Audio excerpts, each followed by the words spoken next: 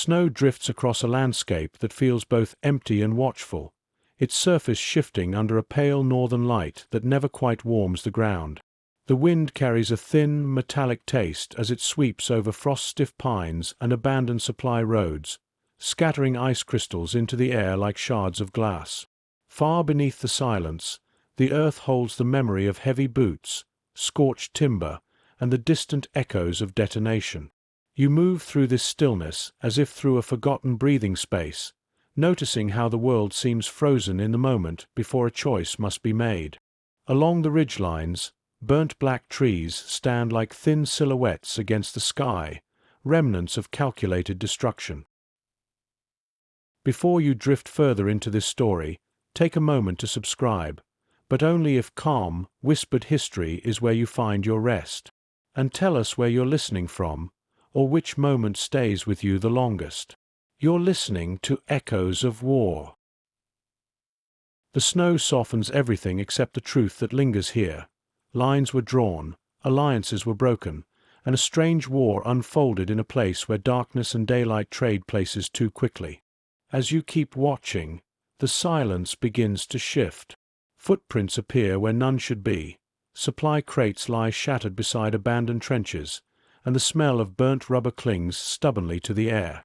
Only then does the shape of the story rise through the frost, the brief, brutal conflict known as the Lapland War of 1944. The Lapland War of 1944 was not a grand, sweeping campaign, but a strange and turbulent fracture line right at the edge of Europe's frozen roof. It began with a shift in loyalties. Finland, having endured years of brutal fighting, signed an armistice with the Soviet Union and was suddenly required to force out its former German allies. What followed was a difficult, reluctant conflict fought under Arctic skies, where old friendships, survival instincts, and military obligation collided in the snow. In these remote forests and mountain passes, German troops executed a scorched earth withdrawal, burning towns, mining roads, and tearing down anything that could offer shelter or supply. Finnish soldiers advanced through their own homeland, transformed into a wasteland, moving cautiously through terrain that hid explosives beneath every drift of powdery snow. The war was brief, but its scars ran deep. The destruction of Rovaniemi, the long retreat toward Norway, the bitter cold that took lives without firing a shot, and the quiet moral weight of a conflict fought not from hatred but from necessity. This story is not one of triumph or villainy. It is a story of endurance, ambiguity, and landscapes altered by human choices made under impossible pressures. As we follow those final months of 1944, we touch the edges of a war where silence and fire lived side by side, and where the Arctic itself felt like both witness and judge. The wind changes before anyone speaks. Cold air drifted through the northern forests long before winter officially arrived, carrying the muted scent of pine resin and distant wood smoke. The sky stretched pale and thin over Lapland, offering little warmth and even less certainty. Moss-covered stones glistened with early frost, and the rivers that once raced through the valleys slowed under a growing crust of ice. Nothing seemed out of place, yet every detail felt altered, as if the land itself sensed an invisible shift underway. You stand within this quiet moment, noticing how the breeze hesitates before passing through the trees, how the silence deepens between each snapping twig. Campfires burned low in scattered outposts, their embers pulsing softly in the dim light. Finnish and German patrols moved through the same forests they had shared for years, but the rhythm of their footsteps no longer matched. There was a pause in the air, a subtle withdrawal of trust, though no one had spoken openly yet. Even routine actions, checking rifles, tightening boots, glancing at maps, carried a tension that had not been there weeks before. In this stillness, before any orders were issued or alliances formally broken, the North felt like it was holding its breath. The lines were about to shift. The North turns and the lines shift. The northern summer of 1944 slipped away with unusual swiftness, fading behind the horizon in streaks of exhausted gold that barely touched the treetops. Soldiers stationed across Lapland felt the change settling over them, though no one could yet define it. Patrols continued along familiar routes. Boots pressed into lichen and frost-hardening soil. Rifles rested against shoulders with practiced ease. But beneath these ordinary motions lived the subtle tension of men sensing that something foundational had begun to tilt. For years, the Finns and the Germans had fought together against the Soviet Union, sharing trenches, supplies, hardships, and long stretches of unforgiving silence. They had faced the same artillery storms, endured the same frozen nights, and relied on each other when exhaustion blurred the world into shades of grey. Trust had formed not from ideology, but from shared survival. Yet as the Eastern Front collapsed and Soviet troops pushed relentlessly westward, Finland faced a decision it could no longer postpone. The country's leadership sought an armistice to end its suffering, reclaim stability, and prevent further devastation. But peace came with a price. The Germans had to withdraw from Finnish soil. This requirement arrived slowly, like a quiet but inescapable truth. Commanders on both sides recognized that the partnership was dissolving, even as their supply lines still intertwined and their camps stood only meters apart. The Germans, particularly the 20th Mountain Army, controlled key positions deep within Finland. Their logistical routes were complex, their depots full, their engineering works extensive. Leaving would take time, and time was something no one had in abundance. As German troops began their withdrawal, they moved with the practiced discipline of a force accustomed to both hardship and retreat. Columns of trucks rattled along narrow forest roads, engines sputtering in the cold. Horses strained against sledges laden with equipment. Officers walked briskly between vehicles, issuing orders with clipped determination. The retreat was not chaotic. It was methodical, almost ritualistic, yet it carried the weight of an ending that many struggled to accept. Finnish soldiers watched these movements with mixed emotions. Some recognized the departing Germans, men they had fought beside, eaten with, or spoken to during long, frozen nights. Turning them into adversaries felt unnatural. But Finland's survival depended on enforcing the conditions of the armistice, and duty overruled sentiment. Orders became clear: pressure the Germans to leave, and if they resisted, expel them by force. The earliest confrontations were restrained, hesitant, and strangely formal.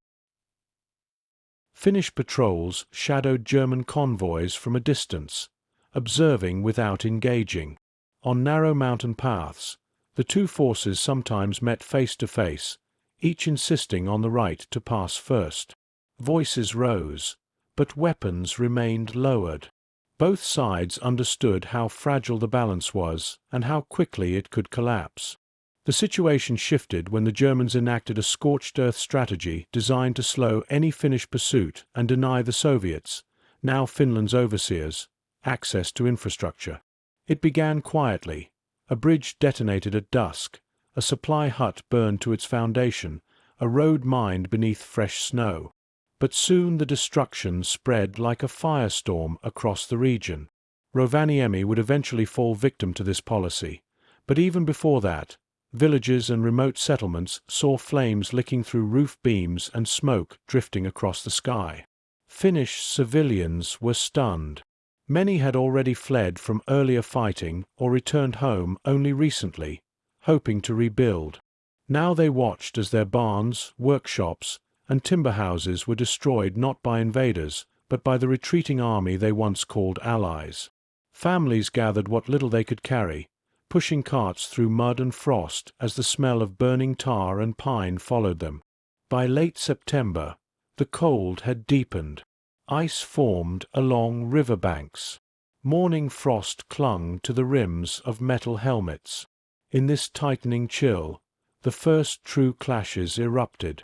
These were not sweeping offensives but small, sharp encounters. Shots fired across river crossings, skirmishes over roadblocks, tense exchanges at demolished bridges. Finnish units advanced with caution, uncertain whether the German troops ahead would surrender or resist.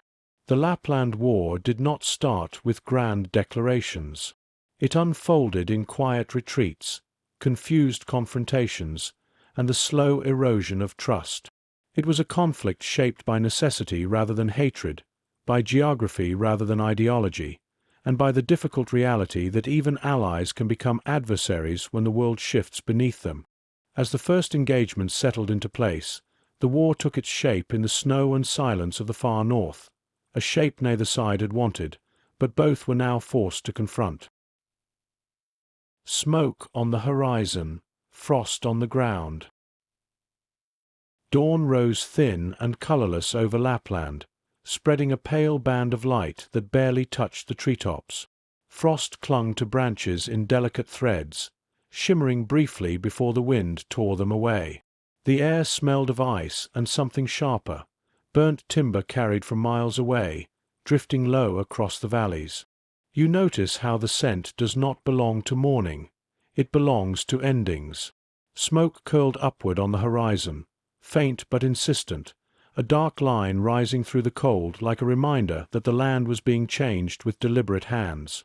Animals moved differently now. Reindeer shifted uneasily near the tree line, ears flicking at distant echoes.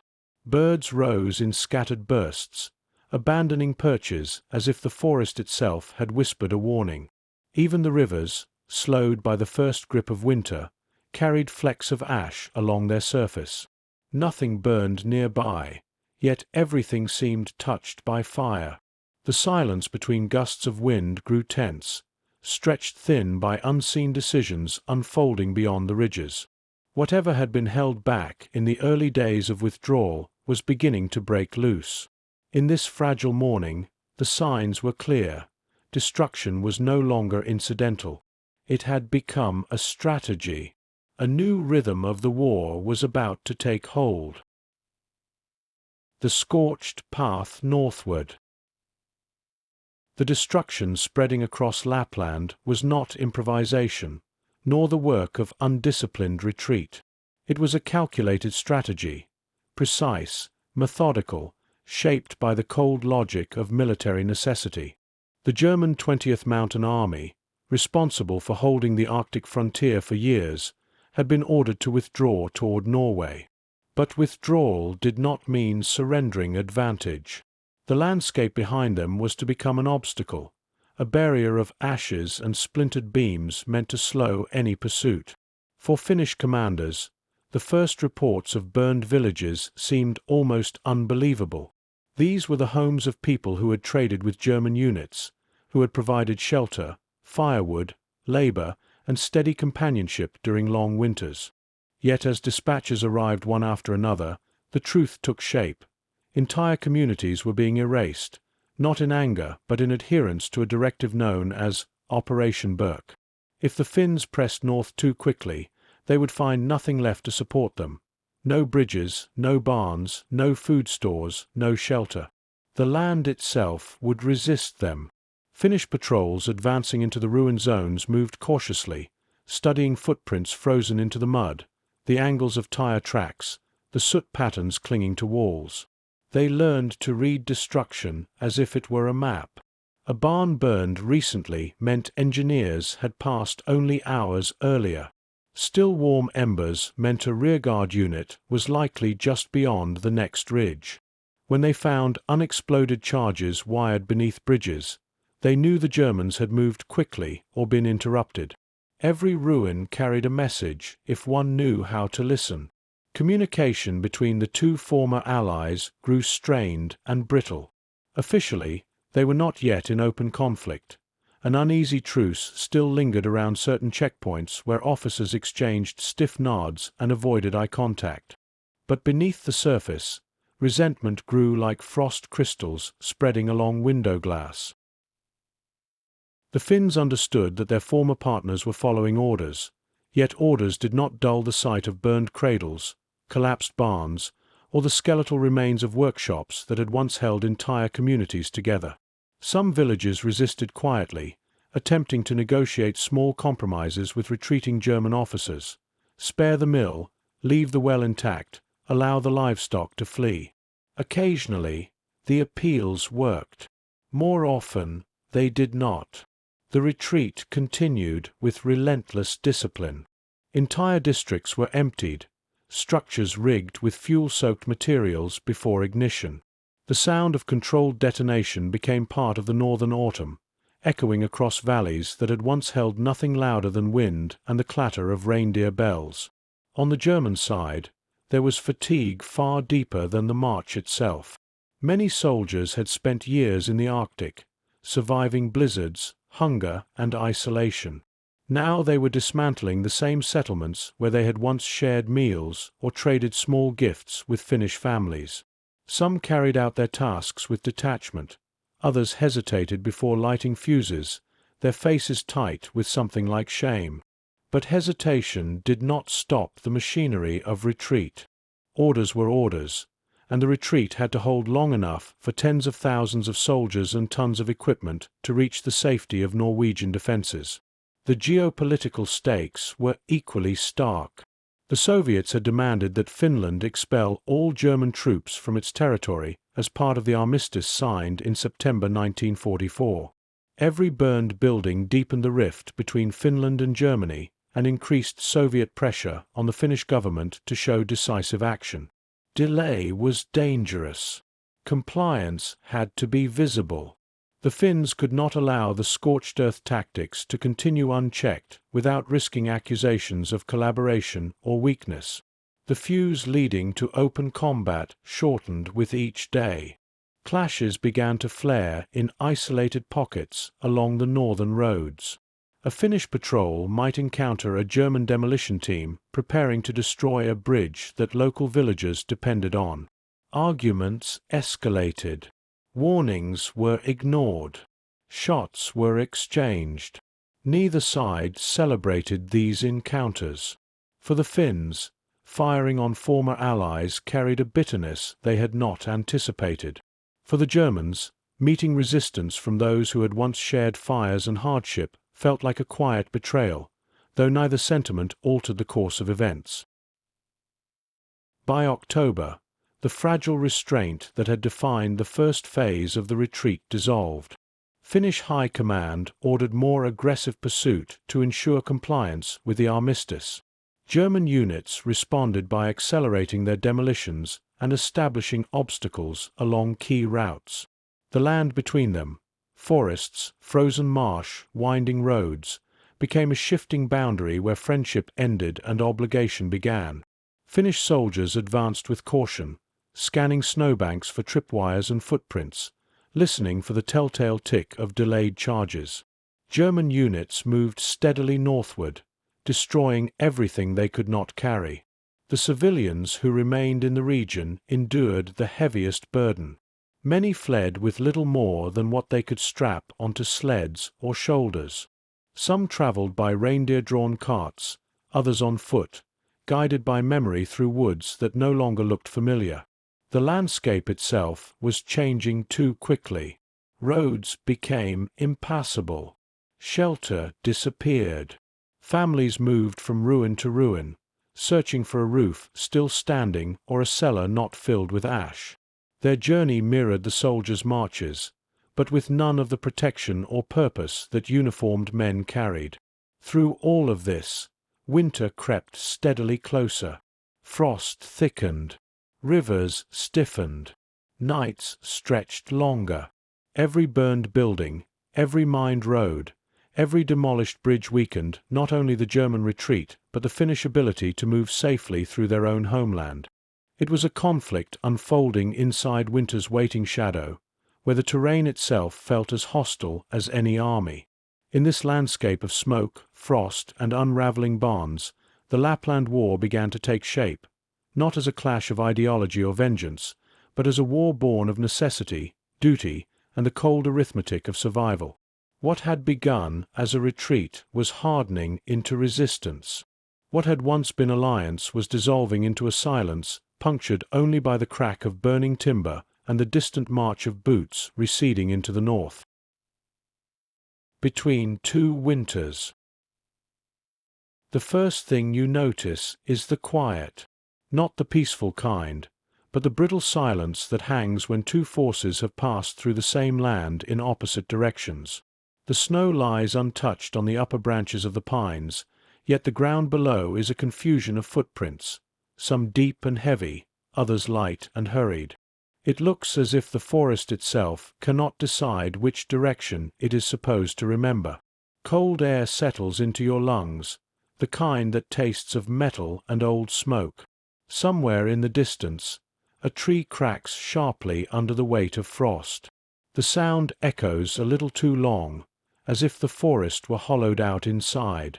You follow the path of churned snow, the marks of sleds and boots, but the trail gives nothing back. It belongs to no one now. It simply points toward a horizon that feels farther away than ever. You pass a line of birch trees stripped bare by winter's impatience. Their pale trunks rise like ribs against the dim light. On one of them hangs a scrap of fabric, wool, torn at the edges, stiff with ice. It flutters weakly when the wind turns, the only sign that someone crossed here recently. You imagine the moment it tore free, a hurried movement, a snag on a branch, a hand reaching back instinctively before letting it go. It hangs now like a memory the forest has chosen to keep. Farther along, you find the remains of a camp, little more than a ring of stones and the faint smell of smoke in the air. The snow has begun to fill the fire pit, softening the edges, but the shape is still there. Someone boiled water here, warmed their hands, stared into the flames while the night pressed close around them. A tin cup lies half buried in snow, still carrying the ghost of someone's breath in its cold metal curve. It feels wrong to touch it, as if it belongs to a story not yet finished. The landscape opens briefly into a clearing where the wind gathers speed. Snow drifts in thin, restless veils, swirling around a broken sled. Its runners are cracked, splintered, as if struck hard or dragged too fast over unforgiving ground. The empty harness trails behind it like a tale. There are no bodies here, no obvious signs of struggle, only the quiet chaos left by urgency. You kneel slightly, brushing frost away to see the deeper marks underneath. Staggered footprints, scattered pine needles, the imprint of hands in the snow. Someone fell here. Someone helped them up. And then they moved on, leaving behind a trail the storm is already swallowing. Further north, the light begins to change. It fades from gray to something thinner, more diluted, as though the sun has grown cautious. The sky has the color of worn metal, and the air feels older than it should. You hear nothing now, not even the soft hiss of falling snow. It is the kind of silence that presses against the ribs, a weight made of absence. Then the smell reaches you, smoke again, but different from the campfire's ghost. This smoke is sharp, acrid, laced with resin and scorched earth. You follow it until you reach another clearing, smaller than the last, where a wooden hut has collapsed inward. Only the stone chimney remains standing, a solitary spine against the sky. Sparks move faintly in the ashes, fragile as thought. Someone burned this place recently. Someone left quickly. Near the ruins, you see tracks diverging. One set of boots marching north with steady precision, another veering west in uneven strides, and a third that looks smaller, lighter, moving alone.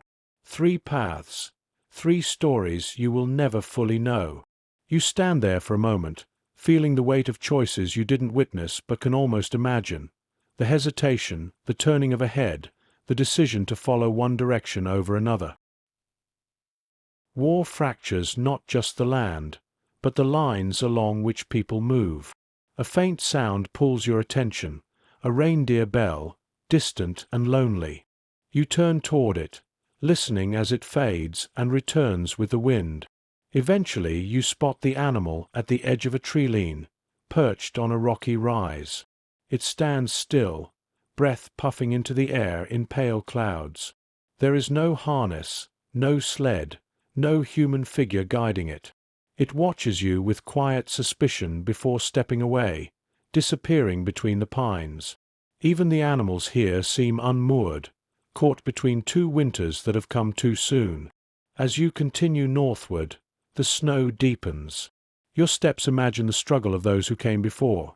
Soldiers carrying rifles and packs, civilians with children on their backs, engineers hauling crates of explosives, skiers gliding through the dark with messages tucked inside their coats. The snow carries all of them without distinction. Time and weather erase the borders between armies, between fleeing families, between those who burned and those who watched the flames. The sky darkens early, as it always does in this season. A sliver of cold moon rises over the treetops, turning the world silver and black. You find higher ground and stop there for a moment. In the far distance, you can see flickers of orange glow where another village burns. Closer to you, small clusters of lights suggest Finnish patrols moving along the frozen rivers. And somewhere between them, invisible in the spaces where no one wants to be, are the civilians trying to survive the distance between two armies. The wind picks up again, carrying with it the sharp scent of cold iron and something more intimate. Wool, sweat, pine, the undertone of fear that lingers in abandoned places. You close your eyes for a moment, listening. You can almost hear them, the crunch of boots on frozen moss, the soft cry of someone too exhausted to take another step, the murmured reassurance from someone walking beside them. When you open your eyes, snow is falling again, slowly at first, then in thick, deliberate flakes. It settles on branches, on the ruins, on the scattered footprints, smoothing everything into a single, mute surface. Winter, impartial and vast, begins to cover the evidence of flight and pursuit. But beneath the snow the truth remains. The north is full of paths that lead nowhere, choices made in haste, and the fragile marks of lives trying to outrun the cold. You take one last look at the clearing before moving on.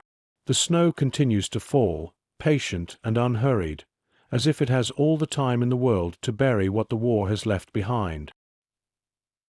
Paths that no longer meet.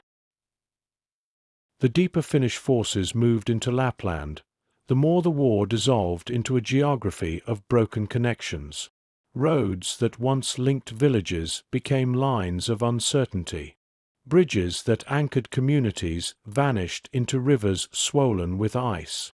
Familiar landmarks, sawmills, workshops, barns, the silhouettes of church steeples, were replaced by the charred ribs of buildings still warm from fire.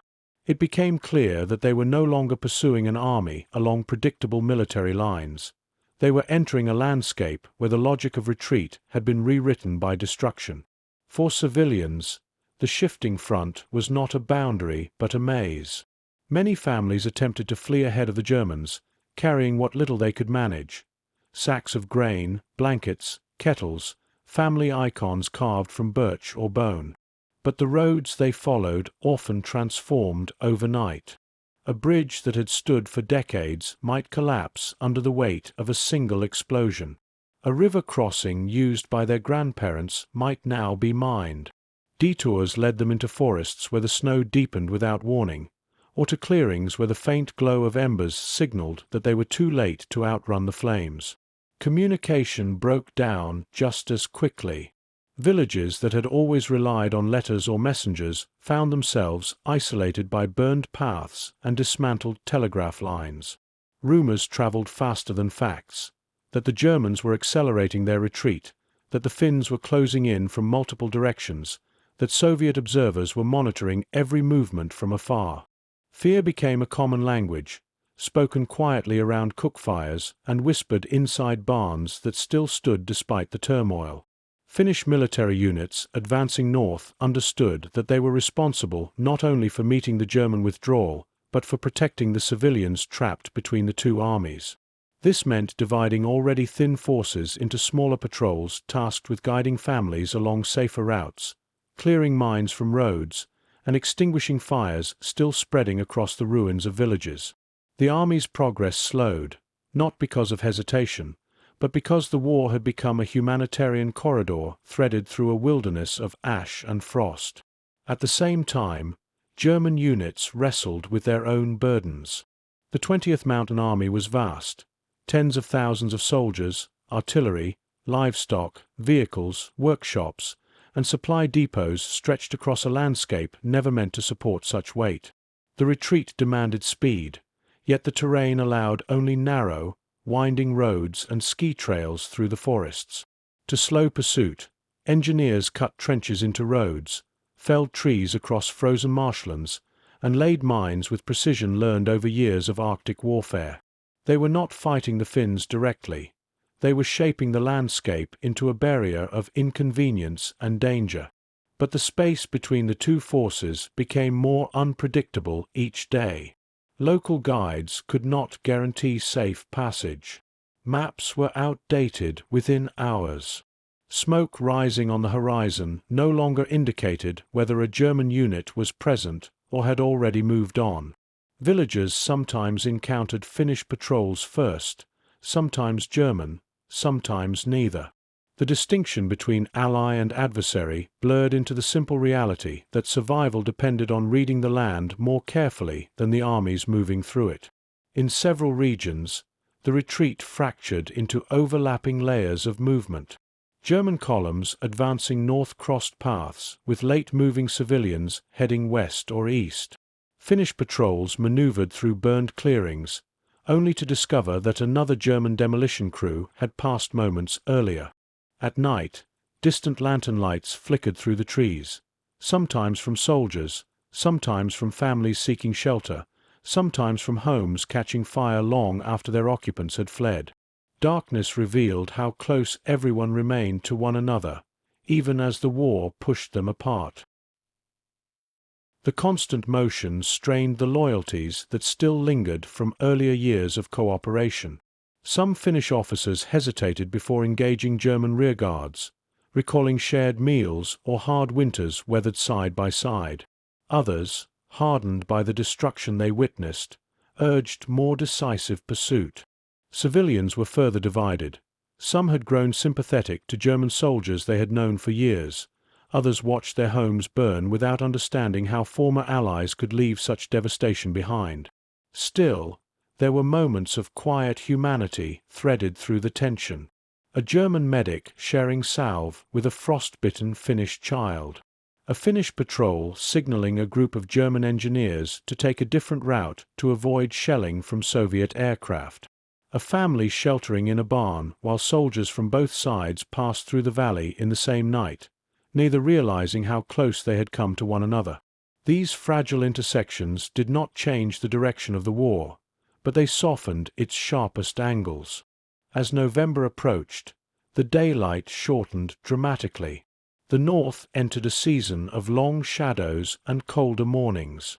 Snow fell more heavily, covering debris, filling footprints, and smoothing the edges of collapsed walls. What had been a trail of destruction became, in some places, a blank field of white where the past could no longer be read easily. But beneath that stillness lay roads shattered by explosions, supplies lost to fire, and a population struggling to move faster than winter itself. By the time both armies reached the deeper interior of Lapland, the war had spread into a wide, uneven expanse where paths no longer met cleanly. The Finns pushed on, compelled by duty and the demands of the armistice. The Germans retreated further north, driven by orders and the need to reach Norway before winter sealed the last viable routes. Between them lay civilians who could not move quickly enough, homes that could not be rebuilt until spring, and a landscape learning to hold its breath under the weight of 2 winters at once. The first cracks in the ice. The cold arrives before the fighting does.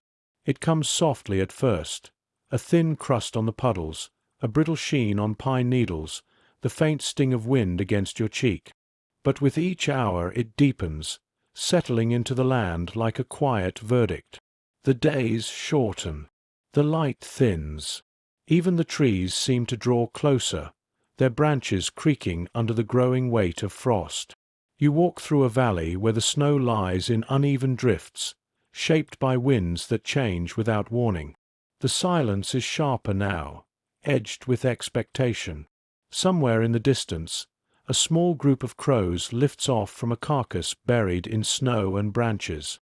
Their wings slice the air in slow, deliberate arcs. The sound is brief, then swallowed by the cold.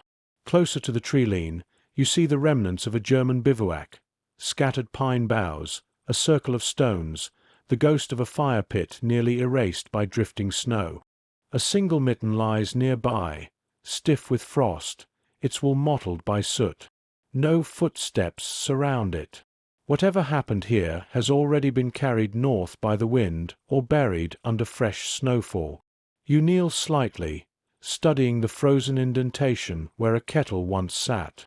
The snow glitters faintly, but the story beneath it remains dim. The smell of gunpowder arrives next, thin, metallic, barely strong enough to cut through the resin of the pines. It lingers like a question. You follow the scent until the forest opens into a narrow clearing. There, the snow has been churned violently. Deep boot prints, scattered pine needles, faint splashes of ash or soot. A discarded ammunition crate leans against a stump, its lid snapped open as if abandoned mid-movement. The air feels unsettled, as though it still remembers raised voices and hurried steps. In the center of the clearing, the snow is flattened into chaotic shapes, marks left by bodies, by men grappling in close quarters. Yet there is no blood, no weapons left behind, nothing that speaks clearly of victory or defeat. Only the imprint of force, now quieted. You stand still for a long moment, letting the wind move through the trees. It whistles softly between the branches, sounding almost like breath.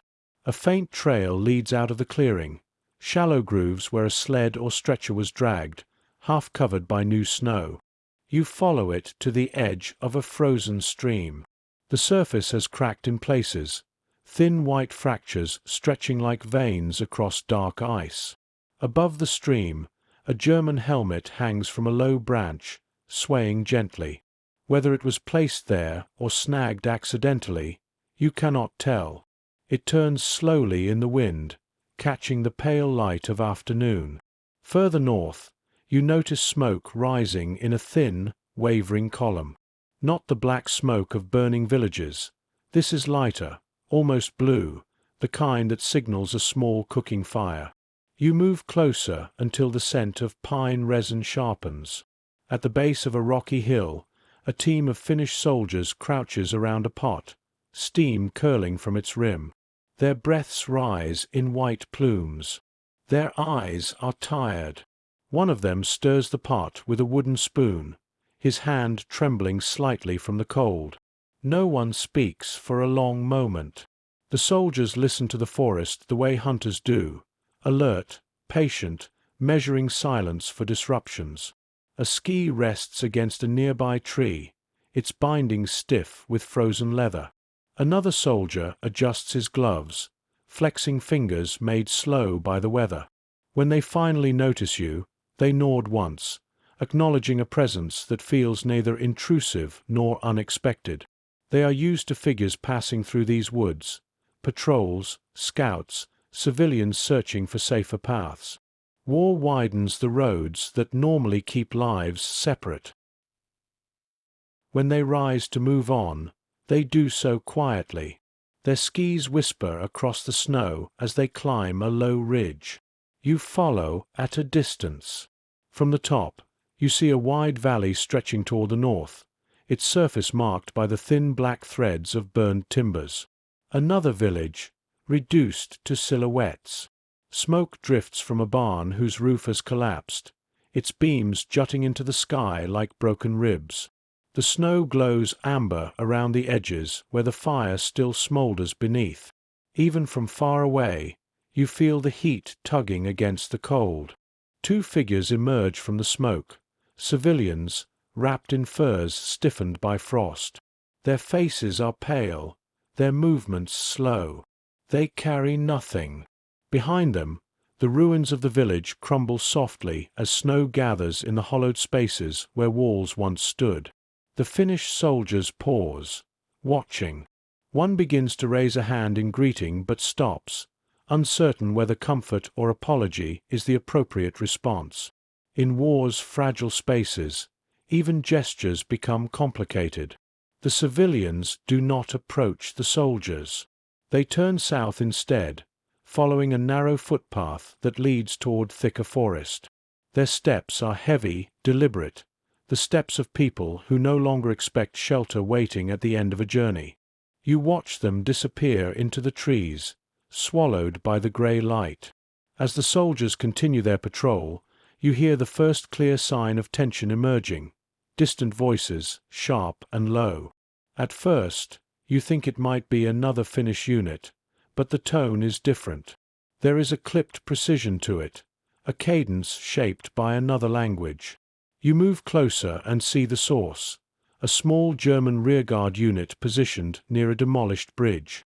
Their uniforms blend with the snow-dusted stones, their rifles resting against a fallen log. They speak quietly among themselves, but the words carry frustration, impatience, the exhaustion of a retreat that grows longer each day. For a moment, neither side sees the other. They are separated only by a cluster of pines, close enough to hear breath but not boots. The tension feels like a thin sheet of ice, hard, brittle, waiting for the first crack. You stand in the quiet space between them, where the air seems to hold its breath. Eventually, the Germans move on, marching north with measured steps.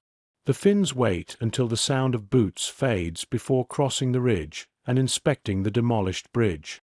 They say nothing, but their silence carries a weight that feels heavier than words. The war has not fully arrived, and yet it already feels present in the gaps between footsteps, in the smoke rising from ruined villages, in the way two groups of soldiers can stand within a few meters of one another and still pretend the distance is too great to cross. The light fades again. Snow begins to fall in slow, deliberate flakes, erasing footprints, softening broken edges, covering the clearing where struggle left marks that no longer show. Winter reclaims the land piece by piece, even as men try to command it for their own purposes. You take one last look at the valley below, the ruins, the smoke, the fading silhouettes of soldiers retreating into the forest. The first cracks in the ice have formed, not on the rivers, but between those who once walked the same path. When dialogue freezes.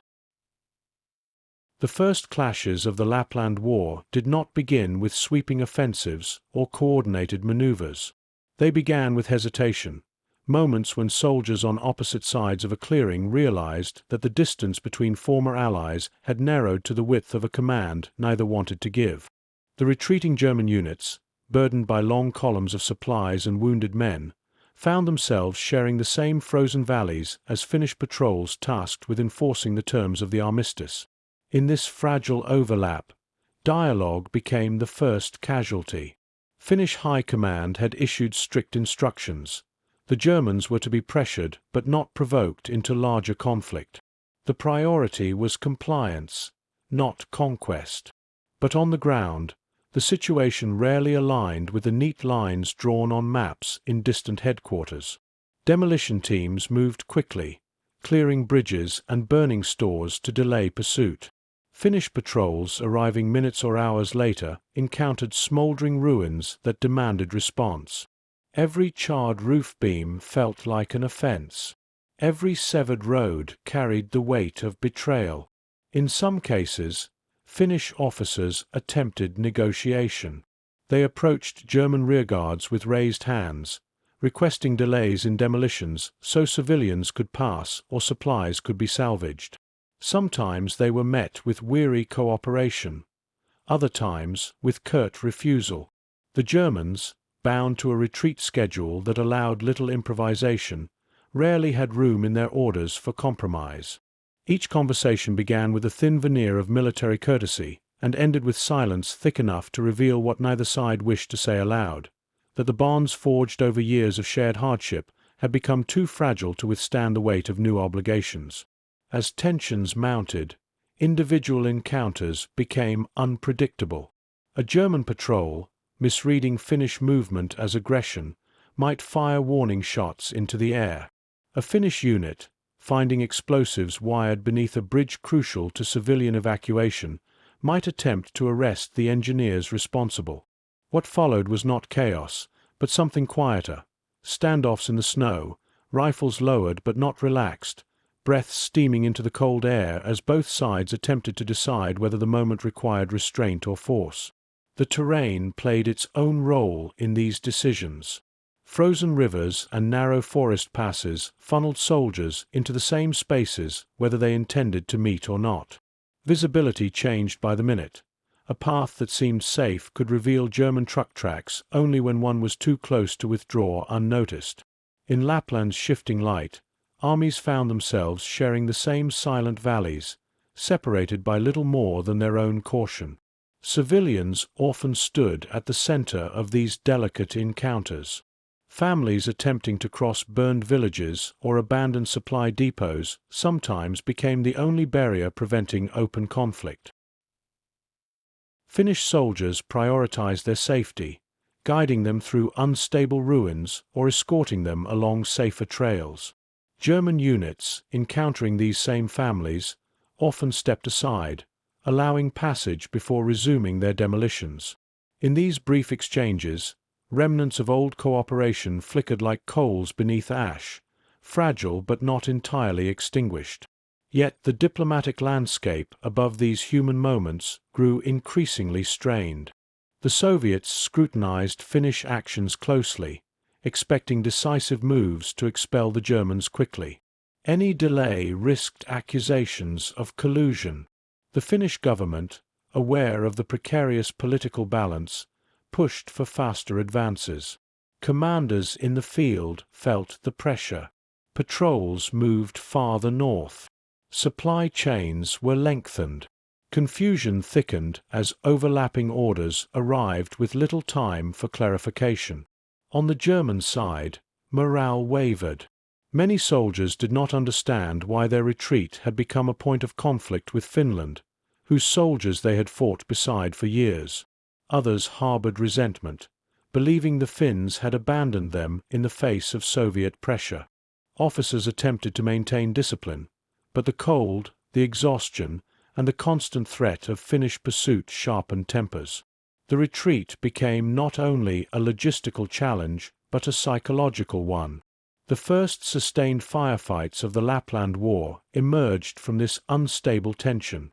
A Finnish patrol, attempting to prevent the destruction of a key road junction, clashed with a German rearguard determined to delay pursuit. Shots were exchanged in the half-light of early afternoon.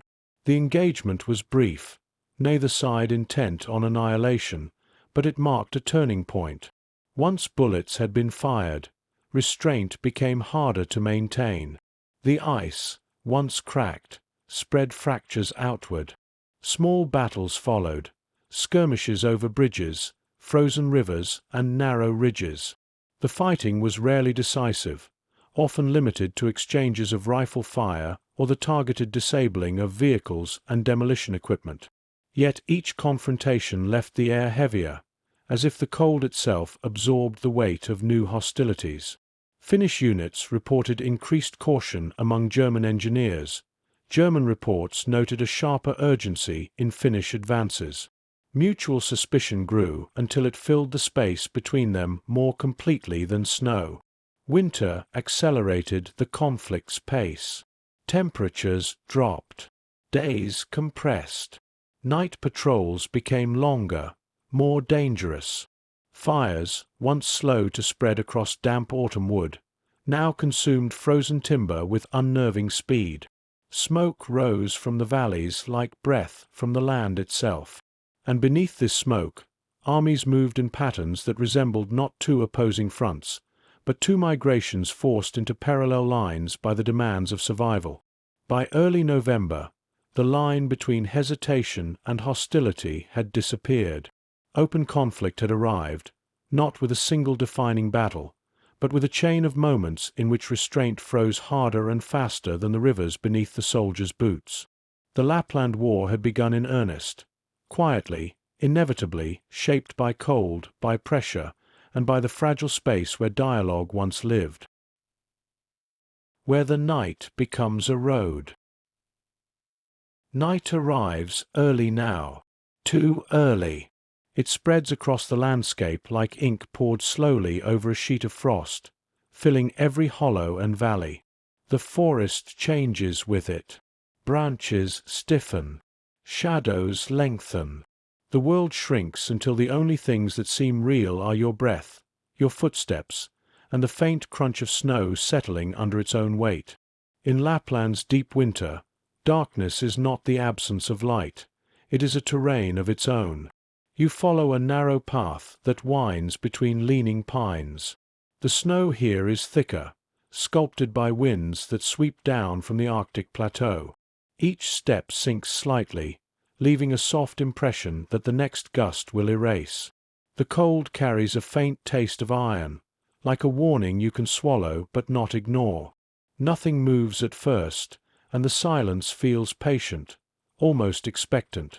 Then, far beyond the trees, a dull glow appears on the horizon. Not the orange heat of burning villages, but something colder, moonlight reflected on a line of sleds.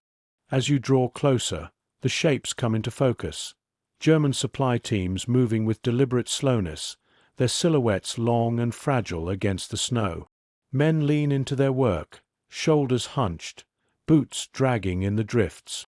The sled runners whisper over the frozen surface. A single lantern swings at the lead, its beam trembling with each uneven step. You can see the strain on their faces, pale and hollow beneath fur-lined caps. Frost clings to beards and eyelashes. Their breath plumes upward like smoke from a dying fire. These men are not advancing, not even fighting.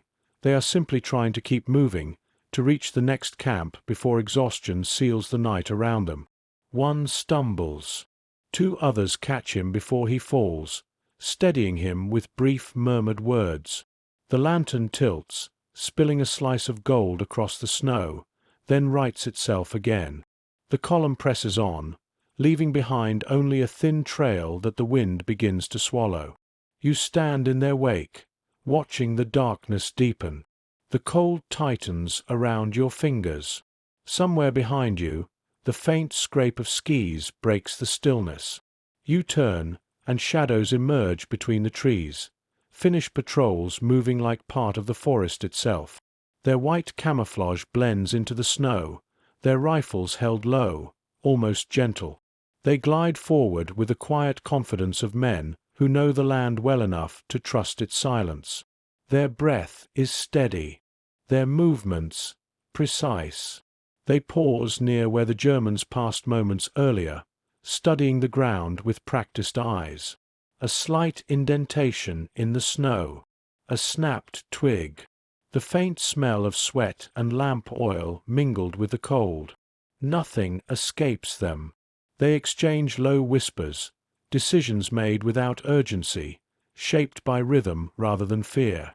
Then they continue on, not chasing, not confronting, but shadowing a retreat that winds farther north by the hour.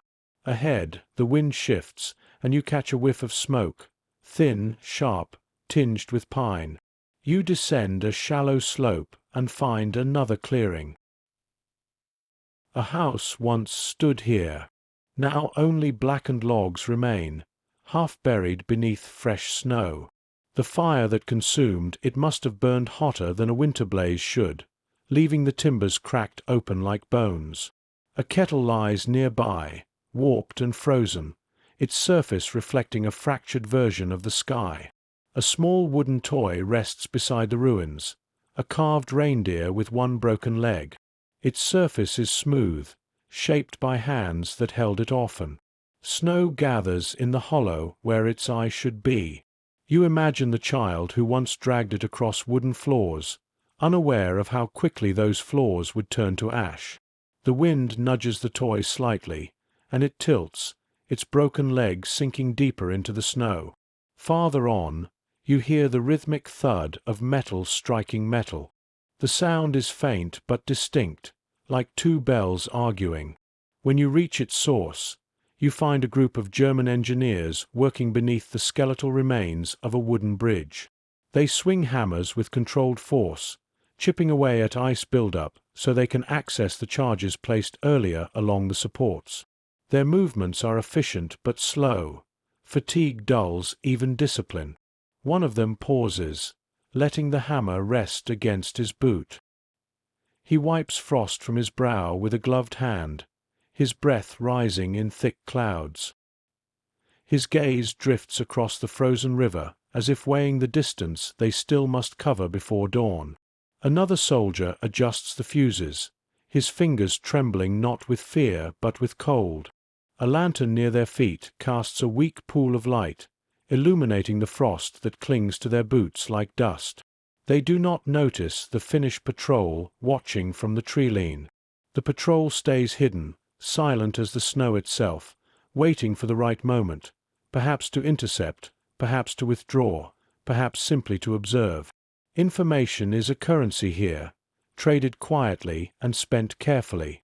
A misjudged approach could turn observation into violence, and violence into a battle neither side desires. The engineers finish their work. One nods to another, and within moments they begin to withdraw, their footsteps crunching in a shallow, tired rhythm. The Finnish soldiers remain still, letting the darkness close again around the retreating figures. You follow the riverbank until the ice begins to groan under its own weight. The sound is long and low, like a warning whispered from beneath the surface. The moon catches the fractures, turning them into pale lines that stretch into the distance. The river is freezing unevenly this year, too fast in some places, too slow in others. Nothing in Lapland settles predictably anymore. Not the ice, not the weather, not the war. As you climb the bank, a gust of wind lifts snow into swirling patterns that dance briefly before collapsing. The sky above is thick with clouds, yet faint stars shine through gaps like distant campfires. You stop for a moment, listening to the forest behind you and the frozen river ahead. The silence feels heavier now, layered with exhaustion, caution, and the quiet certainty that the night itself has become a road, one that both armies must walk whether they wish to or not. Somewhere far beyond the tree-line, a single gunshot cracks through the air. It echoes briefly, swallowed quickly by the wind. You do not know who fired it or why. In this landscape, small confrontations bloom and fade like sparks carried on the breeze. But you feel the change it brings, the subtle tightening of the cold, the way the forest holds its breath, the way the darkness seems to lean in. The night is no longer just a backdrop to the war. It is part of it now, a force that shapes movement, heightens fear, and reveals nothing until it chooses. You take a final look at the frozen valley below, where lanterns bob like faint stars against the snow. The sled tracks, the broken toy, the engineer's lantern, the patrol's silent glide. Each mark remains briefly before the wind begins its quiet work of erasure. The night deepens, the cold sharpens, and somewhere north of here, the war waits to be woken fully. The weight of winter decisions. As October gave way to November, the Lapland War shifted from scattered encounters to a continuous, uneasy advance. Winter pressed harder each day, shaping choices with more authority than any commander. Both armies found themselves navigating not only the conflict but the landscape's narrowing limits. Roads that had once carried supply wagons turned brittle with ice. Marshes froze unevenly, trapping unwary boots in sudden pockets of slush. The cold thickened, wrapping itself around rifles, radio wires, and human breath. Finland's high command recognized that the window for decisive action was shrinking. Each frozen hour made it harder to catch the retreating German formations before they reached fortified positions near the Norwegian border. The Soviets, watching closely, expected visible progress to ensure Finland's compliance with the armistice. Diplomatic pressure increased. Reports were demanded with greater urgency. Maps in Helsinki were redrawn daily to track movements that changed faster than ink could dry. Finnish units in the field felt the weight of these expectations pressing through the cold. Patrols extended farther north, often beyond their supply lines. Ski detachments moved swiftly along forest ridges, navigating by memory and moonlight. Infantry companies advanced where terrain allowed, but the burned villages and demolished bridges slowed every effort. Civilians required constant attention, guidance, shelter, warnings of mined paths. The war's moral dimension grew heavier, not lighter, with each ruined home encountered. Meanwhile, the German 20th Mountain Army moved according to its own rigid timetable. Its retreat toward Norway was organized into long columns. Infantry, supply sleds, artillery pieces hauled by exhausted horses, engineers riding atop trucks that rattled through snow-covered potholes. Every kilometer north had to be secured for the units behind. When demolition crews destroyed roads or bridges, they did so not out of vindictiveness but necessity. A slow retreat was a doomed retreat. Their survival depended on the land becoming an obstacle, a cold labyrinth to anyone following them. Yet this strategy came at a cost. As the Finns pushed north, they encountered scenes that stirred resentment even in disciplined ranks. Entire stretches of forest burned black, their trunks smoldering like the bones of ancient creatures. Grain stores, intentionally torched, left villages without food for the approaching winter. Barns collapsed under the weight of charred timbers, leaving families with nowhere to shelter livestock that had sustained them for generations. What began as a tactical withdrawal increasingly resembled the unraveling of a region's entire way of life. The moment when destruction crossed from strategic to personal varied for each Finnish soldier. For some, it was the sight of a village flattened to ash without a single usable structure left standing.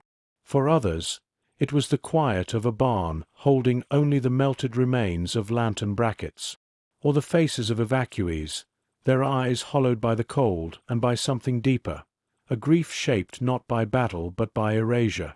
Still, the Finns advanced. Their orders were clear, and as the German retreat accelerated, the first organized engagements emerged from what had previously been sparks in the snow. One skirmish near Karasavanto ended with both sides withdrawing, each unwilling to commit fully in deepening darkness. Another at Muonio lasted longer, as German forces fought to protect a junction essential to their planned route. In these early clashes, neither army sought annihilation. Both were guided by restraint shaped by exhaustion, necessity, and the knowledge that winter punished every miscalculation. But restraint could not survive every circumstance. The north narrowed into bottlenecks where mountains, rivers, and burned terrain forced the armies closer than either intended. A demolition team preparing charges beneath a key bridge found itself surprised by a Finnish ski patrol that had moved faster than expected.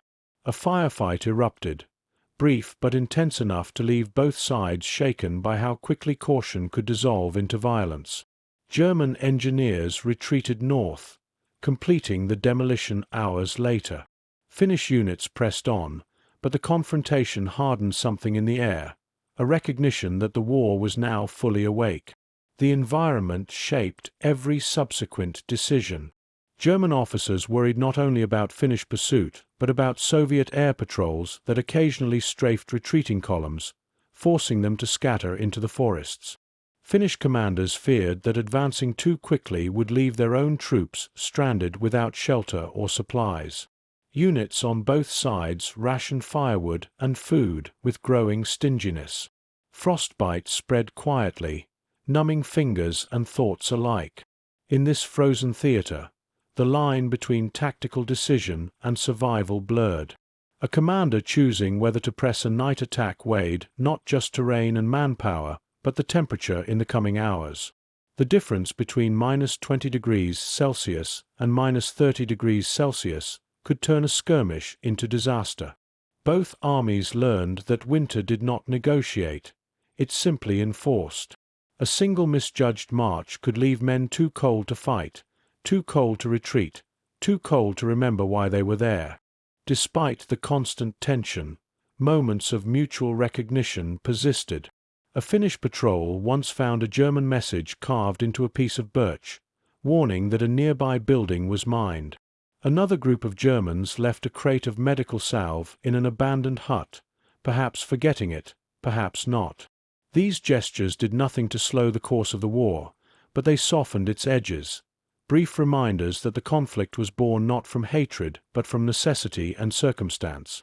By mid-November, the Lapland War had become a continuous struggle fought across a landscape that resisted every human intention. Finns pushed north with resolve. Germans retreated toward Norway with discipline. Civilians drifted through the spaces between them like shadows searching for safer ground. And winter settled deeper, turning the land into a hard, white ledger where every step, every fire, every decision left a mark that could not be ignored. The first true battles of the war were approaching. But here, in the tightening grip of winter, the conflict revealed its nature not through grand offensives, but through the slow accumulation of pressure, cold, distance, exhaustion, and the knowledge that the road ahead was becoming narrower with each falling snow. A city measured in embers. The road into Rovaniemi begins long before the city itself appears. It begins in the smell, sharp, bitter, unmistakable. Smoke carried low by the cold. A kind of burning that does not drift upward but sinks, settling into the snow like ash into water. You follow the scent through a corridor of frost-bitten pines, the air around you turning darker with each step, as if light is being thinned by distance alone. Snowflakes fall through the smoke in slow spirals, gathering soot as they descend. They land on your sleeve like tiny grey stars, melting almost as soon as they touch.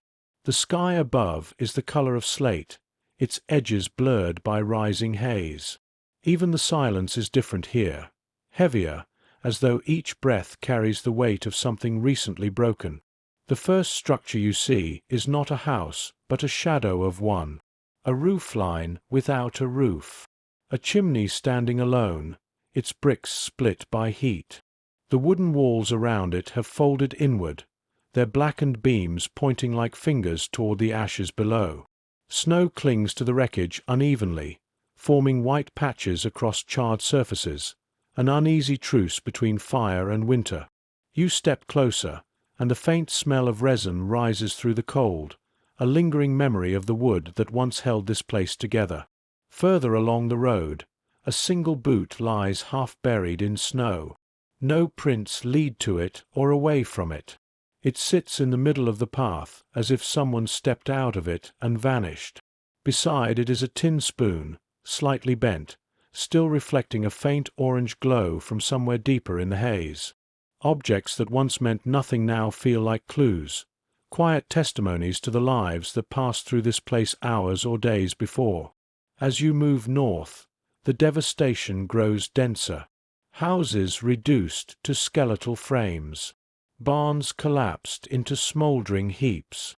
Smoke rises from the remains in thin columns that twist slowly in the wind. Some of the fires are still alive, fed by bursts of air when the wind shifts. Others have died into piles of wet ash, their heat long gone but their stories still warm beneath the surface.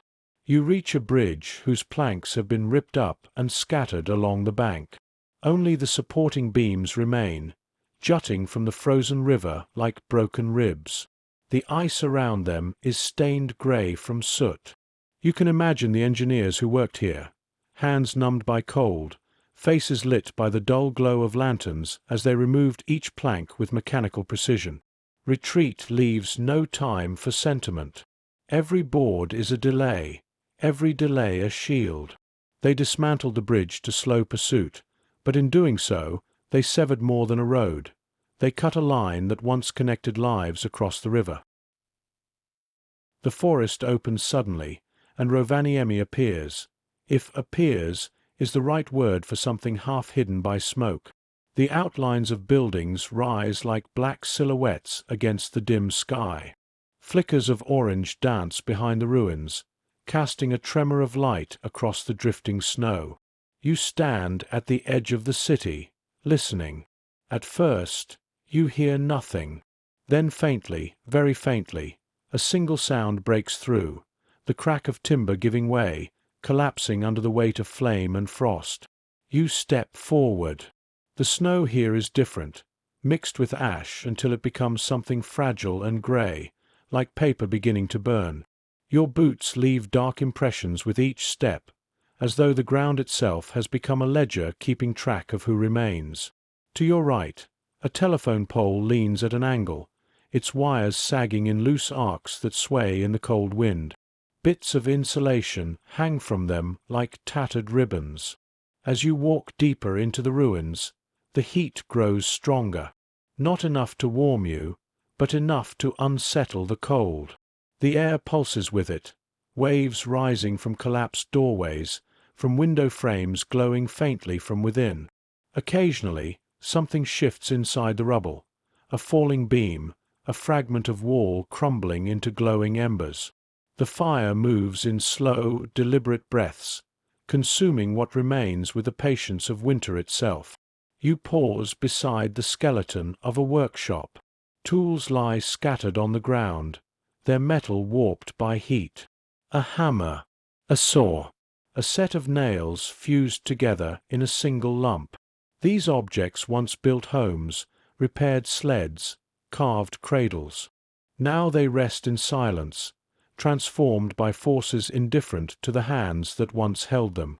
A faint jingle breaks the stillness, the sound of harness rings. You turn sharply, but no horses appear. Only the remnants of a stable stand nearby, its roof collapsed inward. The sound lingers, echoing between broken beams until it fades completely. Perhaps it was the wind. Or perhaps memory has a longer reach in places touched by sudden loss. Farther ahead, you spot movement, a flicker of white against the dark. As you approach, a Finnish patrol emerges from behind a collapsed doorway. Their faces are somber, drawn tight by the cold and by something deeper. They move carefully, stepping around pockets of embers still glowing beneath the snow.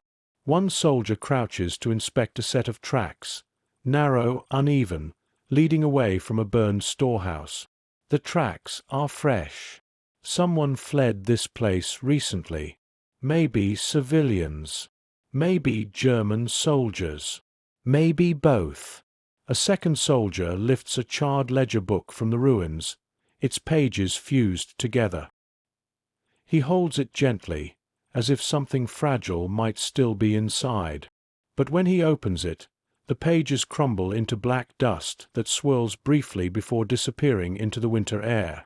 The patrol continues forward, and you follow, weaving through alleyways where the sound of burning wood grows more insistent. Each street feels like a memory erasing itself in slow motion. There are no voices here, no animals, no echo of daily life, only the steady collapse of structures that once held families, shops, laughter, sleep. Near the town centre, a clock tower stands partially intact. Its face is cracked, its hands frozen at a time no one will remember. Beneath it, the snow glows from the fires still burning at its base. A drift of ash rises when the wind turns, wrapping the tower in a thin veil that makes it look almost spectral. You linger at the tower's base, listening to the faint crackling around you. There is a heaviness in the air that feels almost like mourning, not for the war, but for everything that existed before it, the routines, the familiar routes, the quiet evenings when smoke came only from hearths and lanterns. Finally, you turn away. The fire behind you crackles softly, its glow rising and falling like breath. Snow continues to fall, steady and unhurried, settling onto the ruins as if trying to soften what cannot be undone. Rovaniemi does not burn quickly.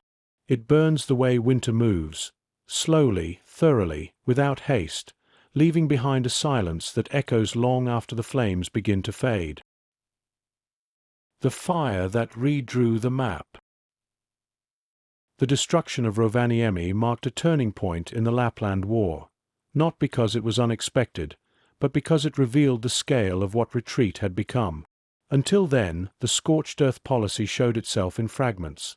A burned barn here, a destroyed bridge there, a storehouse consumed by flame. But Rovaniemi was not a fragment. It was a city, a hub, a lifeline. Its burning carried a symbolic weight that neither army could ignore. For German forces, the destruction had been partly deliberate and partly accidental.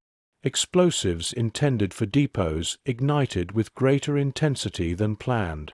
Ammunition stores caught flame, sending burning fragments across rooftops already weakened by demolition work. Winds carried sparks from building to building, turning controlled fires into an uncontrollable sweep. The retreating units could only watch as flames raced across timber streets faster than engineers could dismantle them. In the cold light of morning, the scale became undeniable. Entire districts had vanished. Workshops, markets, schools, and homes collapsed into long black lines across the snow.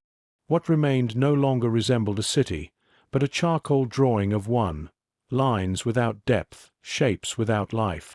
The smoke rose for days, drifting through the forests like a slow-moving cloud that refused to settle. Finnish soldiers arriving in the aftermath moved through the ruins with a quiet that felt reverent, though not for the destruction itself. They observed, recorded, took stock. They photographed collapsed buildings still steaming beneath the winter air. They estimated damages.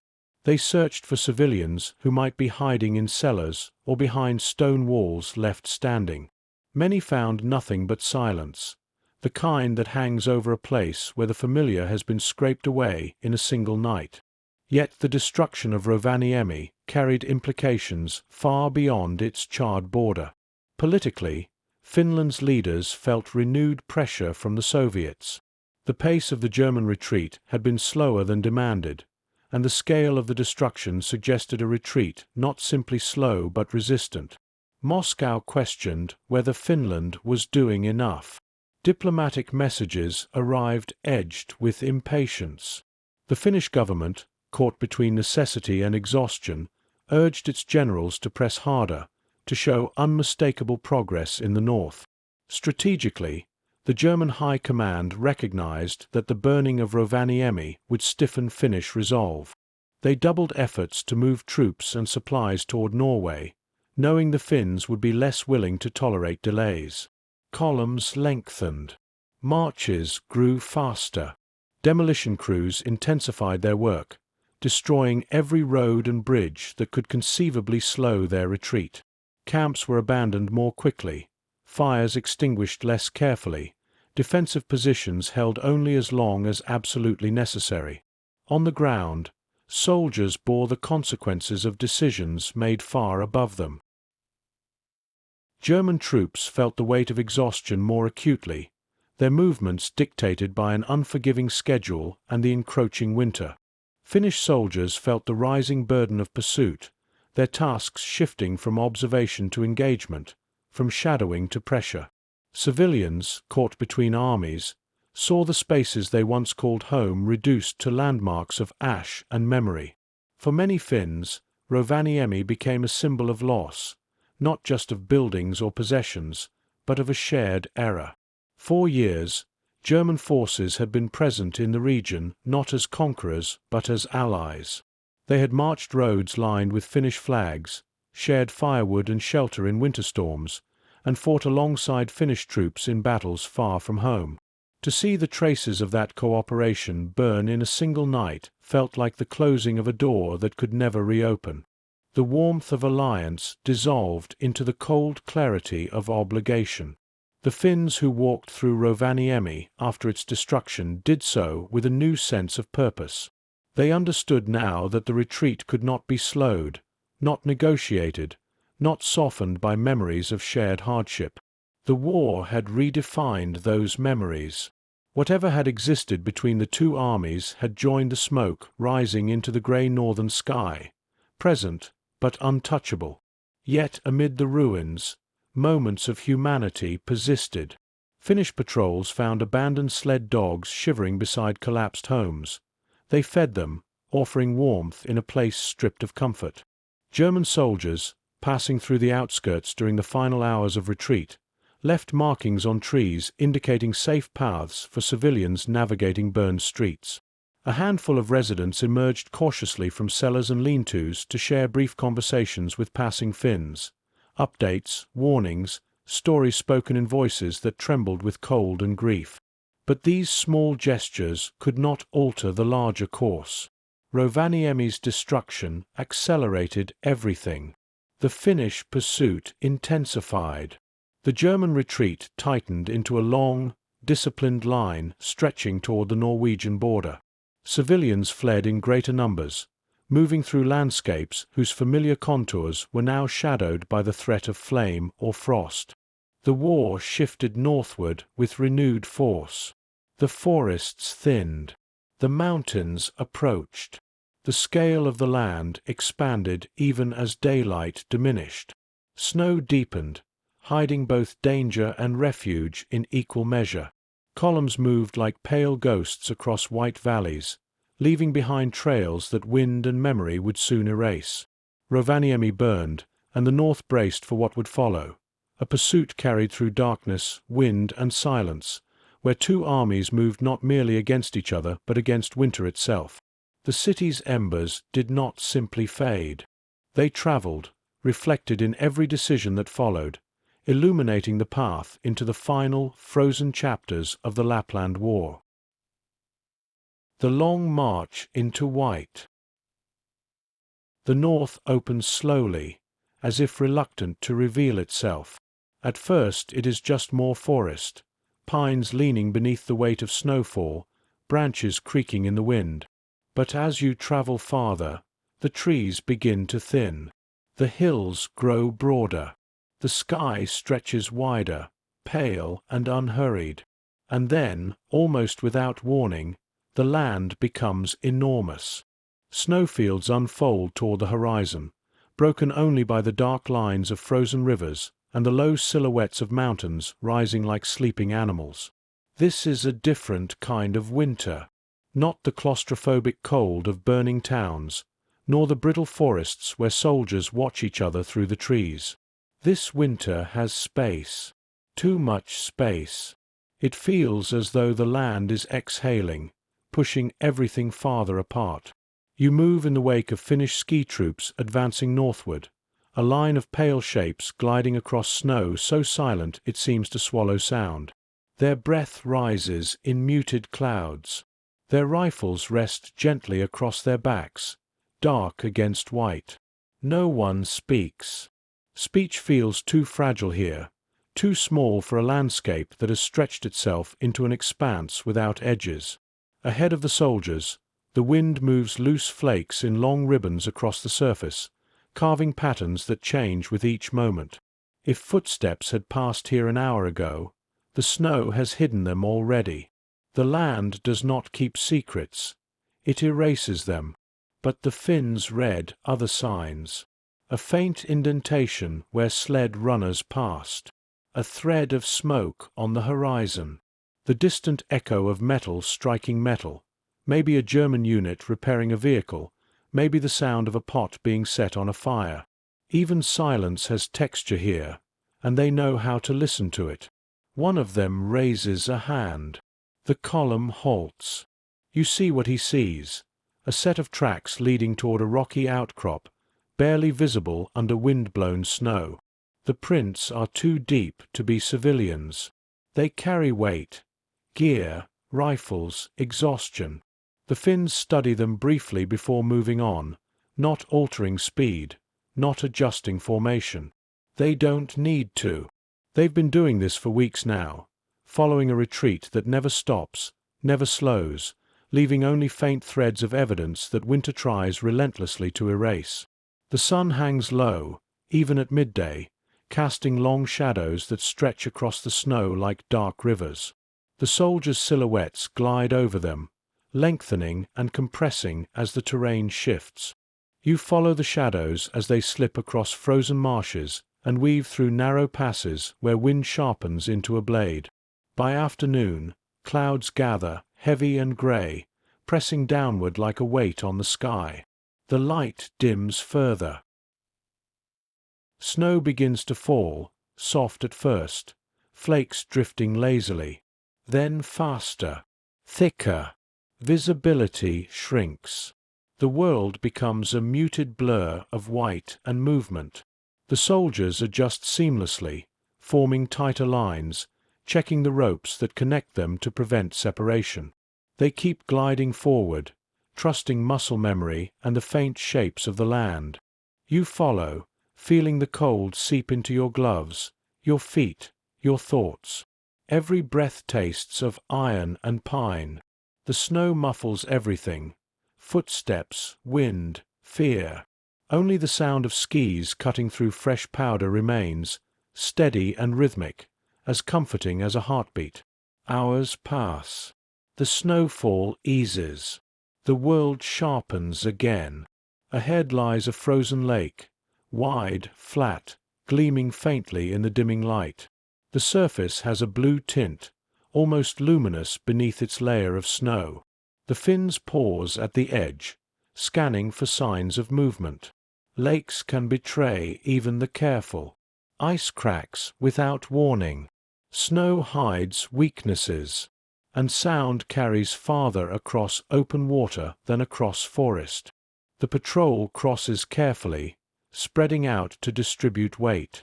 You feel the ice groan faintly beneath you, a deep, ancient sound that travels upward through your boots.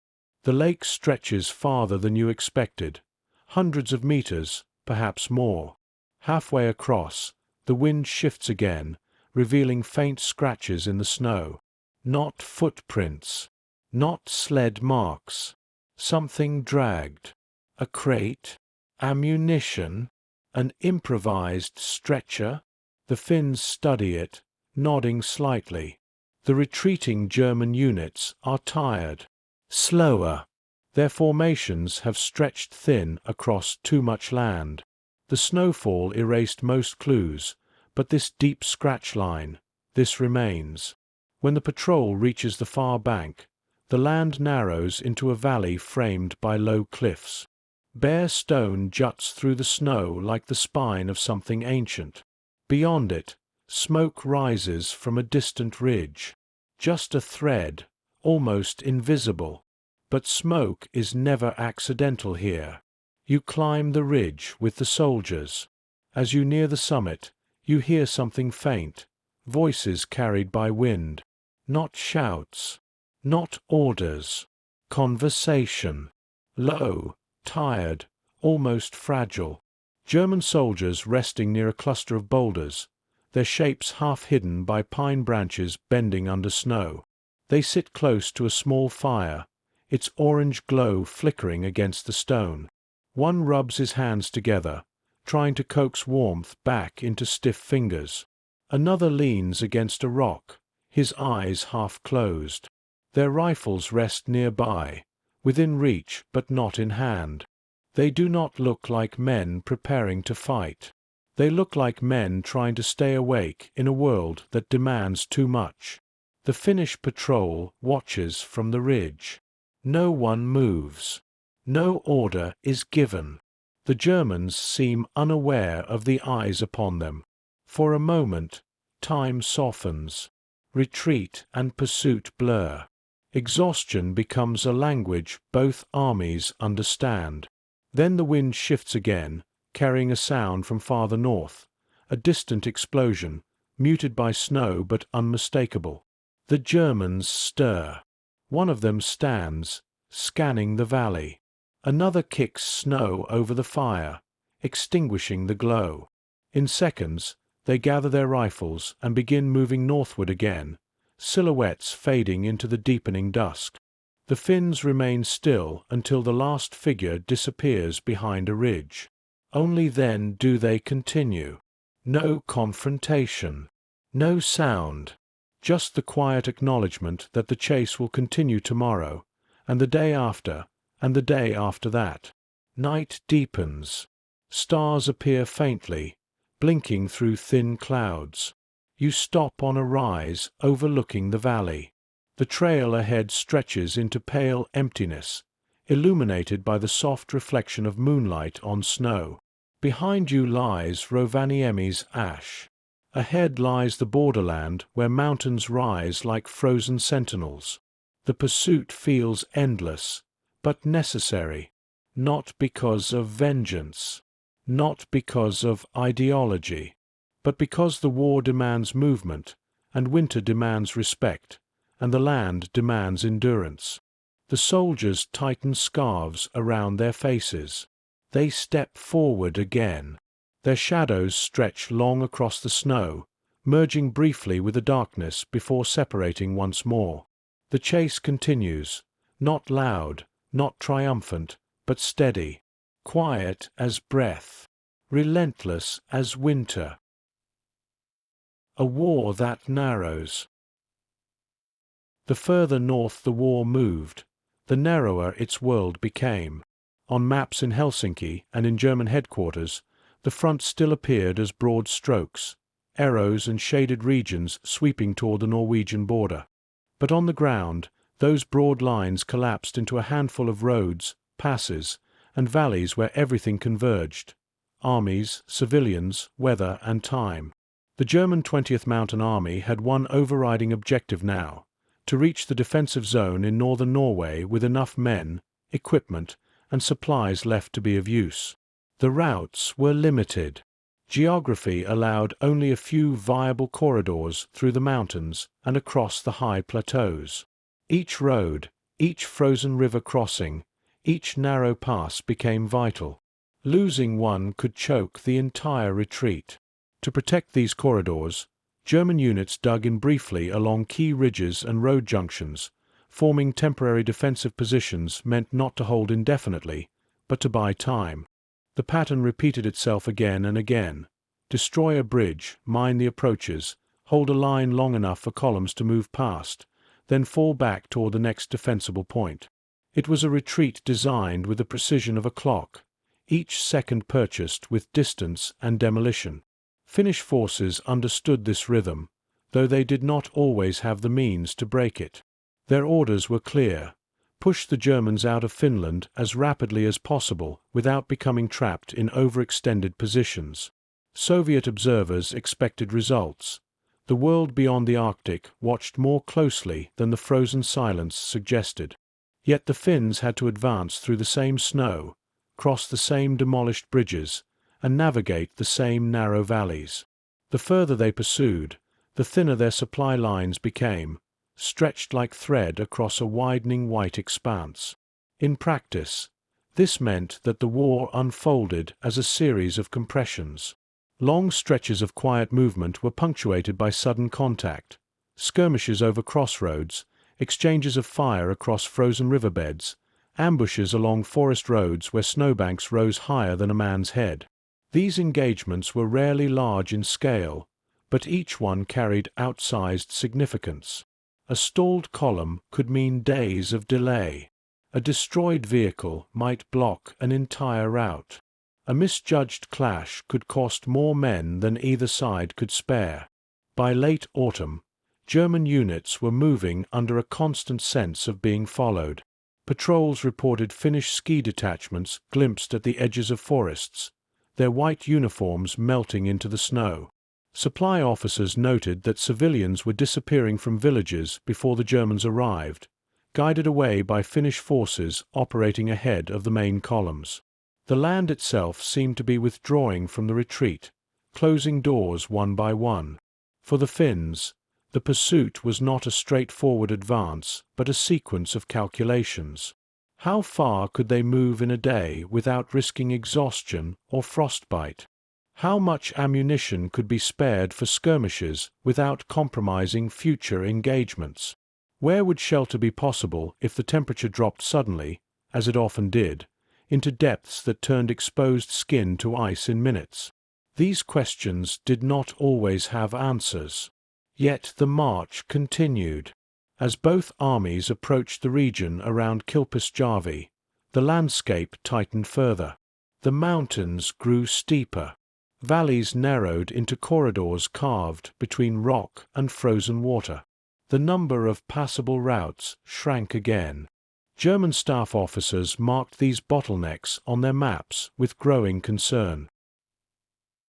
Finnish commanders did the same, recognizing that these places were not only strategic but inevitable, points where paths had no choice but to cross. Tension thickened accordingly.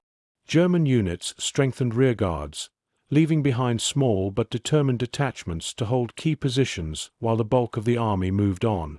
These rearguards knew what their role required, delaying action, not victory. Their job was to make the land feel larger for the Finns than it truly was, to stretch the distance between each engagement until the pursuit began to strain under its own weight. At the same time, Finnish forces learned to anticipate these stands. They approached suspected defensive positions with caution, probing from multiple directions, testing the strength of German resolve before committing. The goal was to keep pressure constant without becoming ensnared in battles that cost more than they yielded. Every engagement had to be weighed against the cold, the dwindling daylight, and the long march still ahead. Civilians traveled through this tightening world as best they could. Some followed the tracks of retreating columns, hoping that the churned snow would mark a safer path through the wilderness. Others moved along side trails, guided by memory and instinct rather than maps. Many aimed for smaller settlements not yet touched by fire, or for shelters in the hills where families had weathered hard winters before. They carried what they could: clothing, tools, a few cherished objects that fit into sacks or sleds. The rest remained behind, surrendered to the ash and snow. The psychological dimension of the retreat and pursuit grew sharper as well. For German soldiers, each kilometer gained toward Norway brought a measure of relief, but also a growing awareness that they were leaving more behind than they could ever reclaim. For Finnish soldiers, each kilometer pushed northward signaled progress toward fulfilling obligations to the armistice and to their own sense of justice, yet also deepened the sense of stepping into a world that felt increasingly hostile, indifferent, and distant from home. By the time the first German units crossed into Norwegian territory, the Lapland War had narrowed to a handful of final engagements along the borderlands. The main goal, removing German forces from Finland, had nearly been accomplished, but at a cost measured not only in casualties and destroyed infrastructure, but in the transformation of an entire region. Roads had become scars. Villages had become memories. Forests and mountains that once represented endurance and continuity now held the imprint of movement and loss. The war was not yet over, but its shape had become clear, a long, constricting journey northward, where every decision, tactical, political, human, was made under the pressure of winter, distance, and a land that accepted all footprints but kept none for long. Where silence becomes the road. The northernmost reaches of Finland do not announce themselves. They arrive gradually, in subtleties, a change in the light, a thinning of the trees, a widening of the sky that feels more like an unveiling than a boundary. At first you think the land is simply opening up again, the way it did in earlier parts of the journey.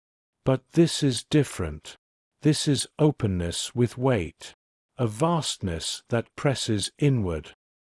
Here winter has settled deeply, embedding itself into the ground, the air, the bones of anyone who moves across it. The snow is no longer soft or powdery.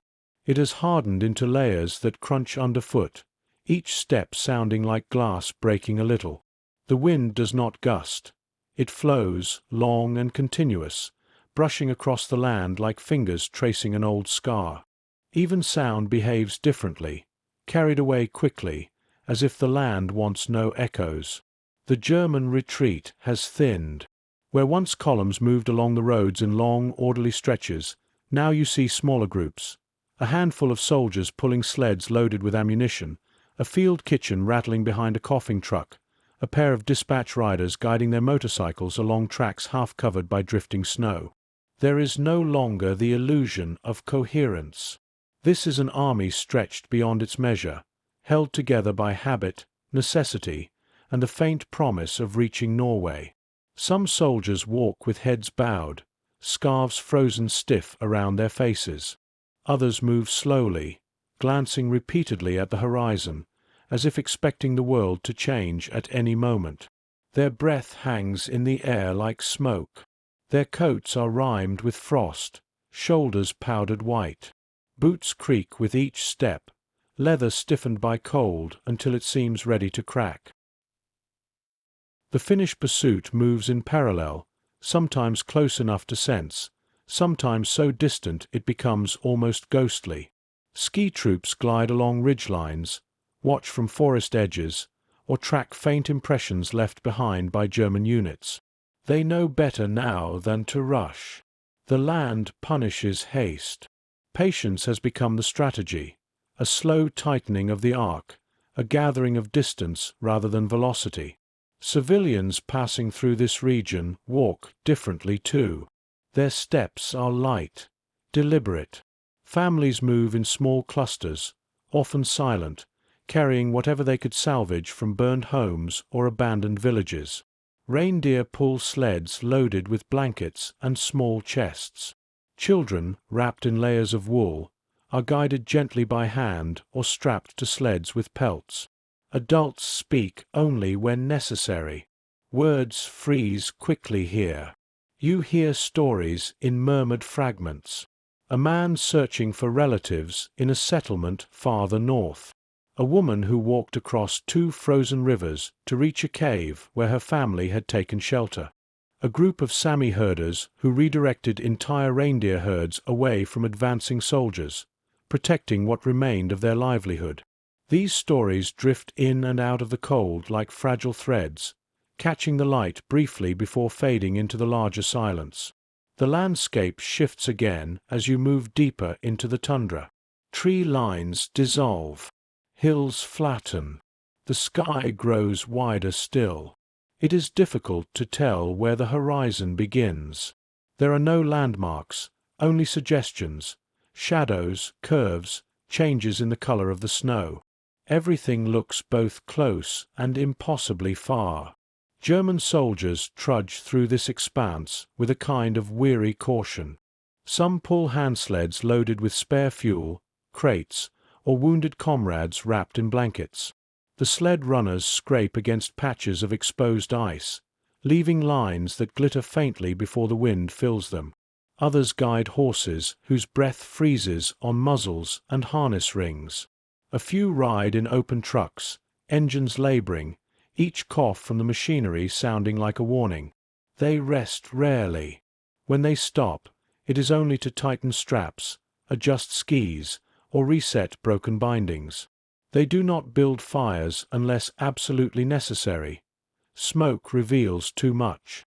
They eat quickly, hardtack softened with snow, a ration tin shared between several men. Conversations are short, almost clipped. A question, an answer, a brief nod, then movement again. What they do speak of, when words come at all, are places behind them, the warmth of barracks in Kemi, the meals shared in Rovaniemi before the retreat, the faces of comrades now scattered across the snowbound miles. Memory becomes a kind of warmth, summoned not to comfort but to endure. They speak less of what lies ahead. The border, after all, is not salvation. It is merely the next line the map has offered them. Finnish patrols watch from distance. They note patterns, the slowing pace, the frayed edges of units, the way German footprints begin to weave rather than stride. These signs tell their own story.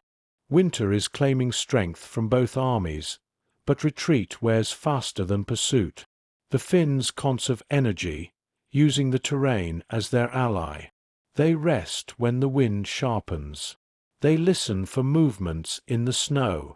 They advance in curves rather than lines, spreading out to avoid ambush and to intercept what the land gives back. At dusk, the world dims without color. The sky becomes a deep blue dome stretching endlessly above white ground. Light fades gradually, as if drained rather than extinguished. Shadows lengthen until they merge with the edges of the landscape. Torches or lanterns would be visible for miles, so neither army uses them unless forced.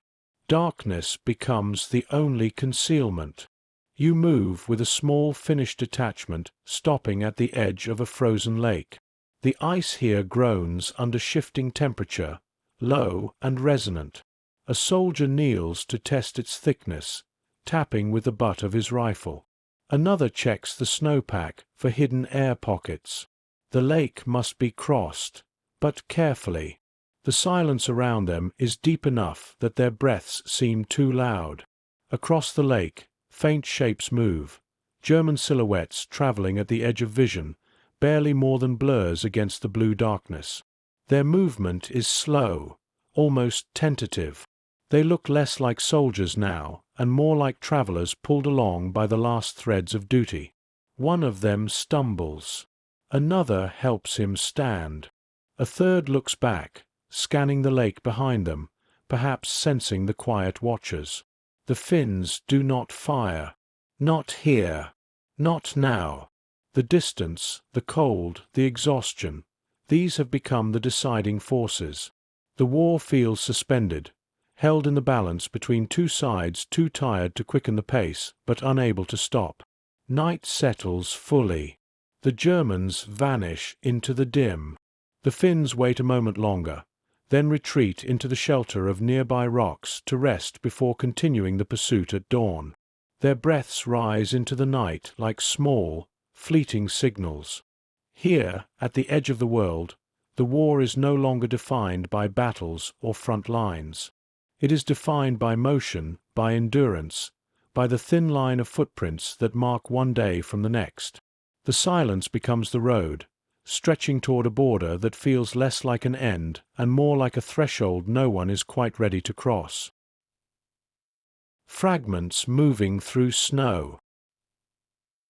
As the retreat and pursuit pressed deeper into the Arctic, the war began losing its shape.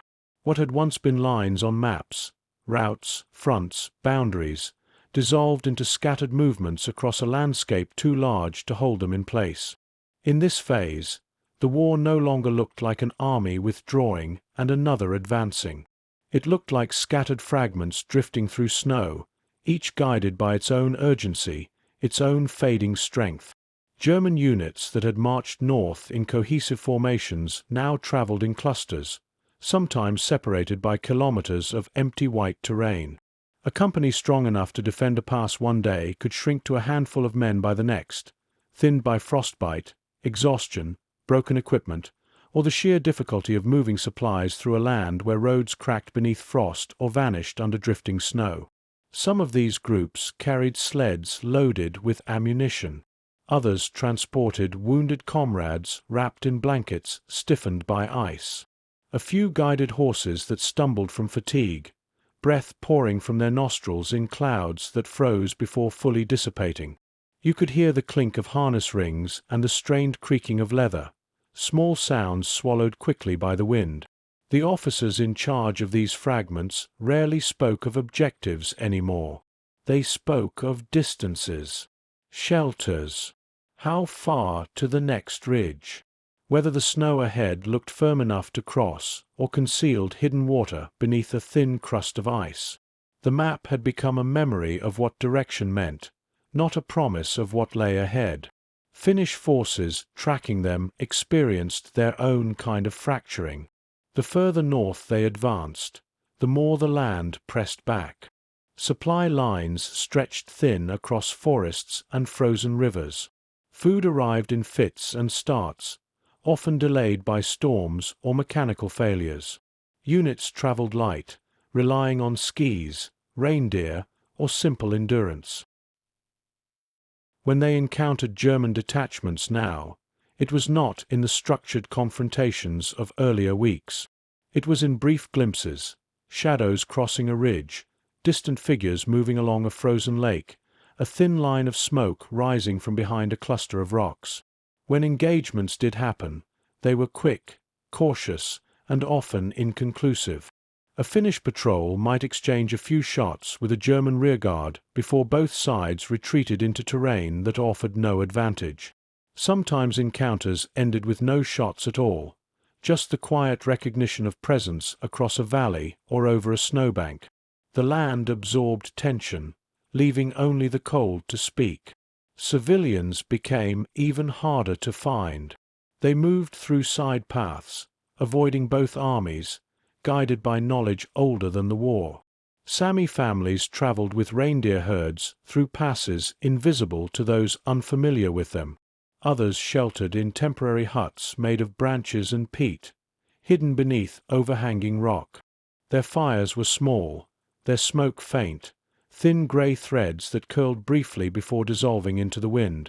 When Finnish patrols encountered these families, the exchanges were brief but human. A nod, a warning about weak ice, a gesture pointing toward a safer valley. Words were rare. The cold discouraged speech, and the situation discouraged lingering. Still, these small interactions carried warmth that equipment could not provide. German soldiers, too, occasionally crossed paths with civilians. Some shared food or directions, or simply a moment of mutual recognition. Two travelers in a land that cared little for allegiances. Others passed silently, wary of revealing their weakness or their destination. It was not hostility that shaped these encounters, but a thin, cautionary respect born from exhaustion and the knowledge that all were enduring more than the war itself could record. As the landscape rose into the foothills of Norway's border mountains, the terrain tightened.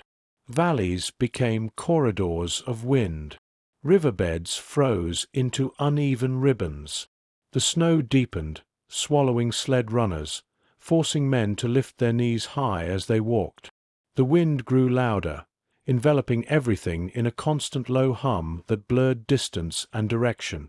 In this narrowing world, memories began to replace conversation. German soldiers recalled barracks warm with lantern light, evenings when music drifted through hallways, the comfort of routine.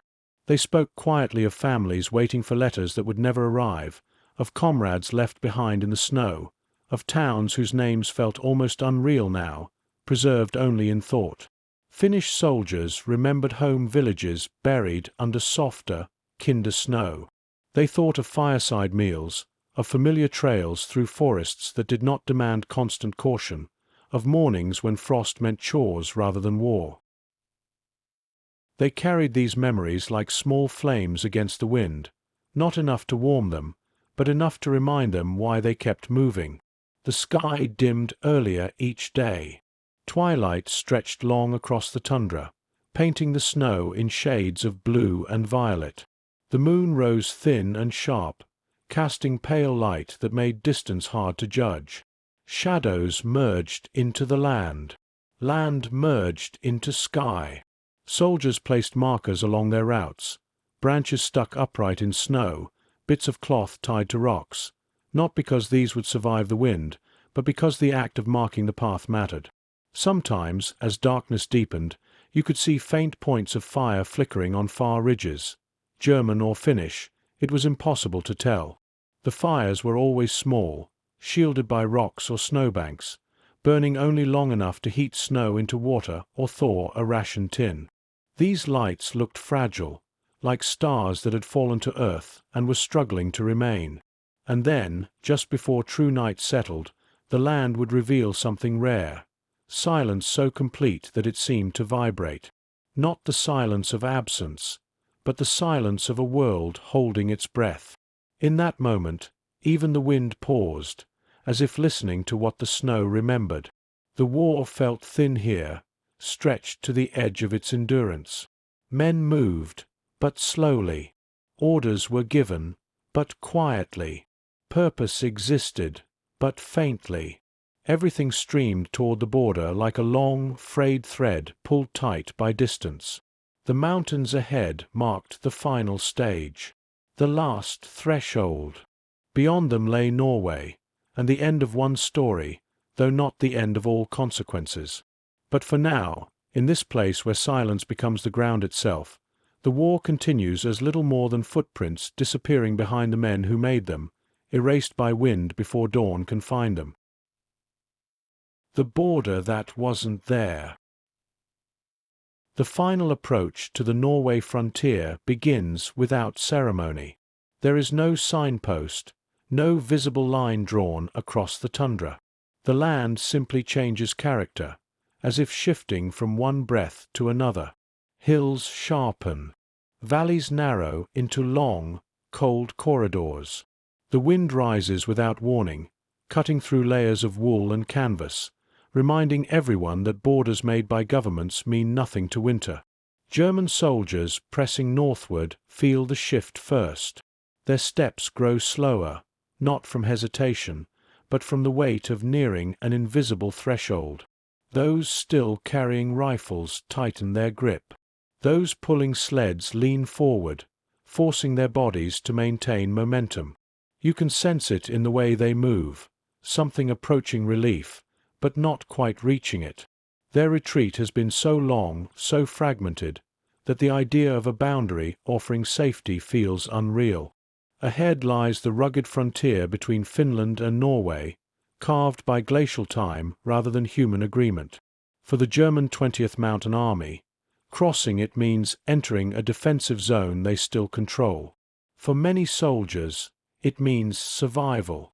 For others, it means simply another stretch of cold, another march with no clear ending. The war here is not over. It has only shifted terrain.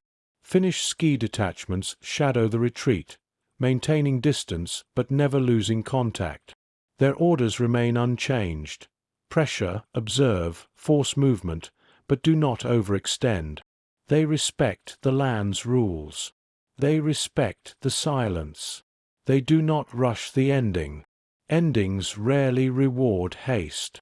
From a ridge overlooking the border valleys, you watch their silhouettes pause at the crest. They study the terrain with the practiced calm of men who understand both war and winter.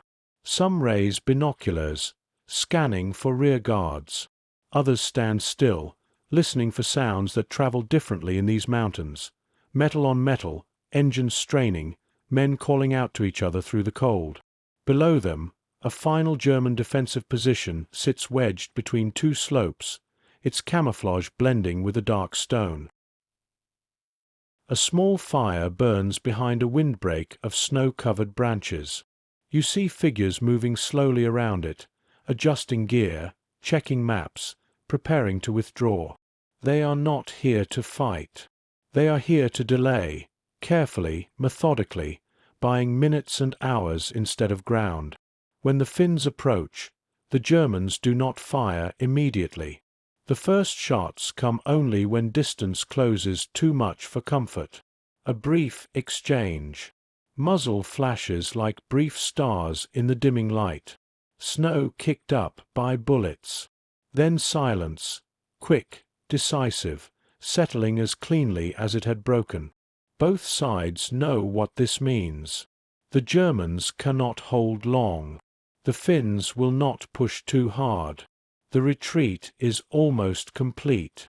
You watch as the German rearguard falls back in practice segments, two men moving, two covering, then switching without spoken command.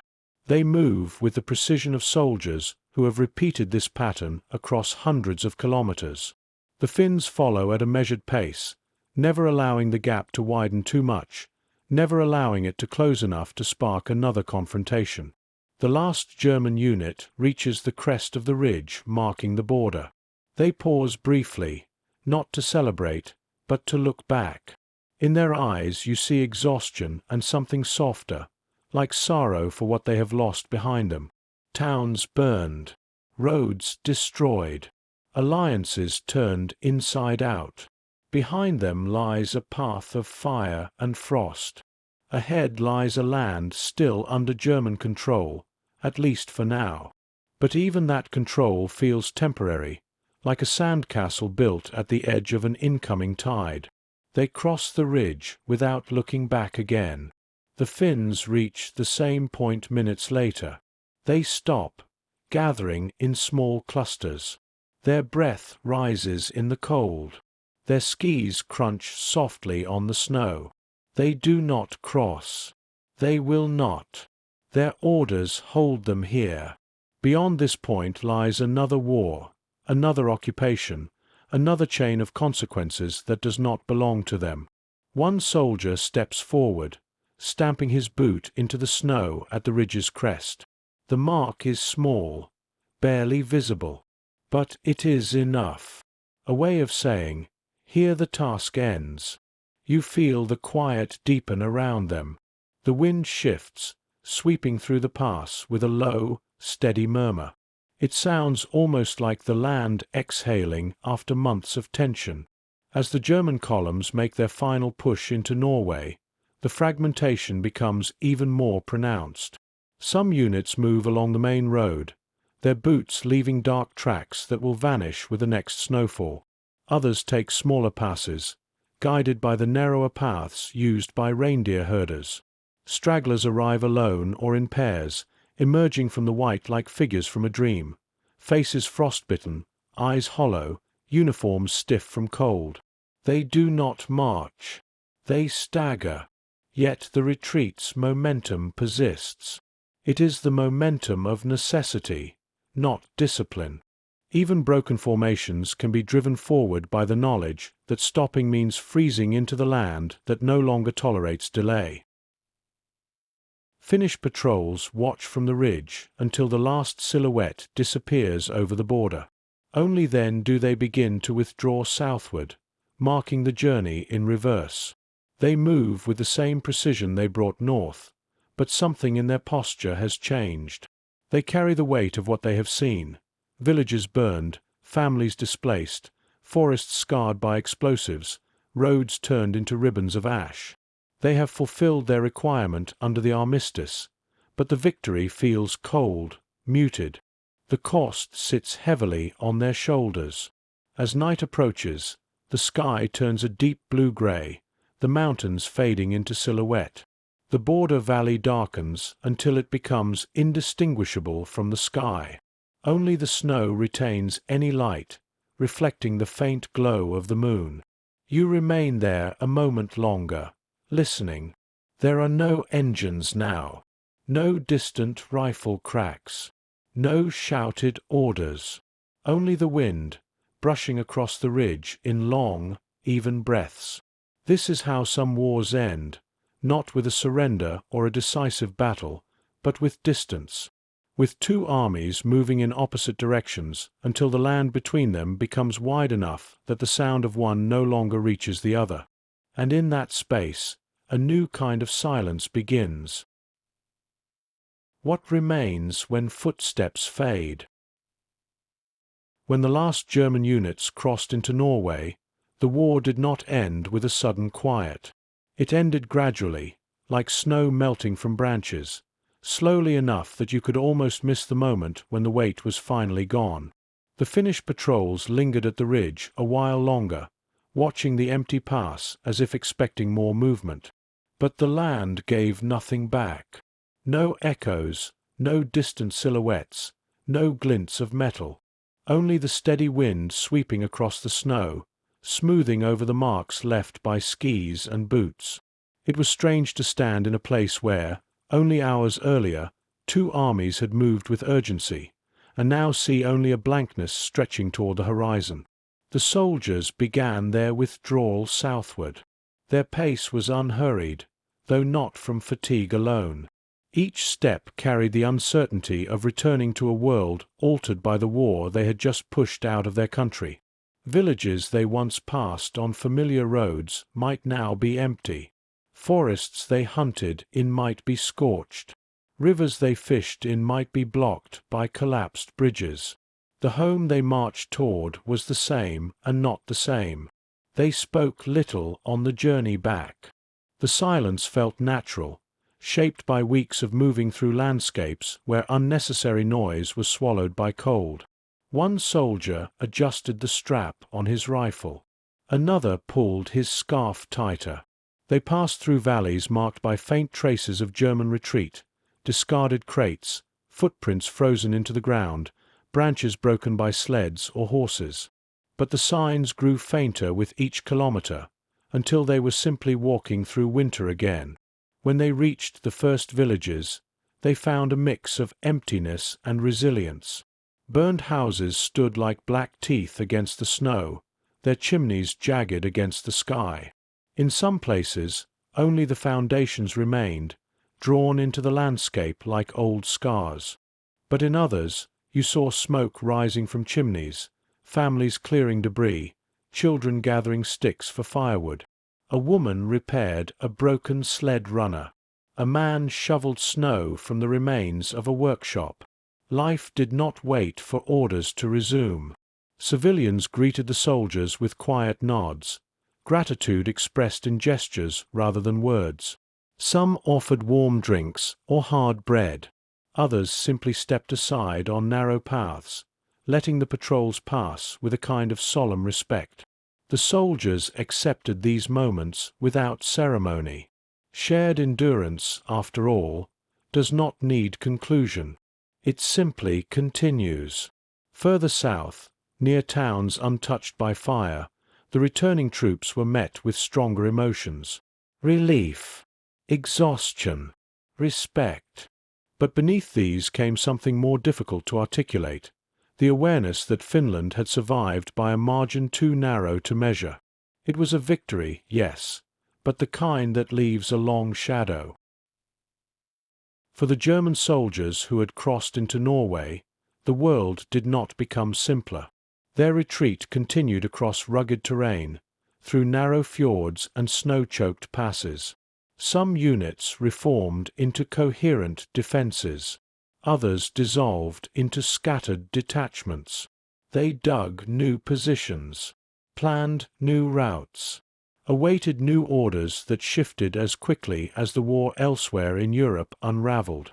But for those who had marched through the heart of Lapland, something fundamental had changed. They spoke quietly among themselves about the towns they had left behind. Some burned intentionally, others lost to the spread of fire beyond their control. They spoke of the Finns they had once considered allies, of the cold that took more energy than combat, of the long roads that stretched across the Arctic night. A few mentioned regret, not loudly, not often, but in the pauses between steps or while tightening straps around frostbitten hands. Regret for the destruction, regret for the distance traveled, regret for a war that no longer resembled the one they thought they were fighting. And yet, the march continued. Across Finland, as word spread that the Germans had fully withdrawn, communities began the slow work of assessing what remained. Children returned to half-collapsed schoolhouses where chalkboards had survived by chance. Farmers dug through snow to see whether tools had been spared. Fishing nets were unrolled, mended, and tested in icy rivers. Forests, though scarred, still held game. The land, patient and stubborn, offered what it could. But the scars were visible everywhere. Roads torn apart by explosives would take years to repair.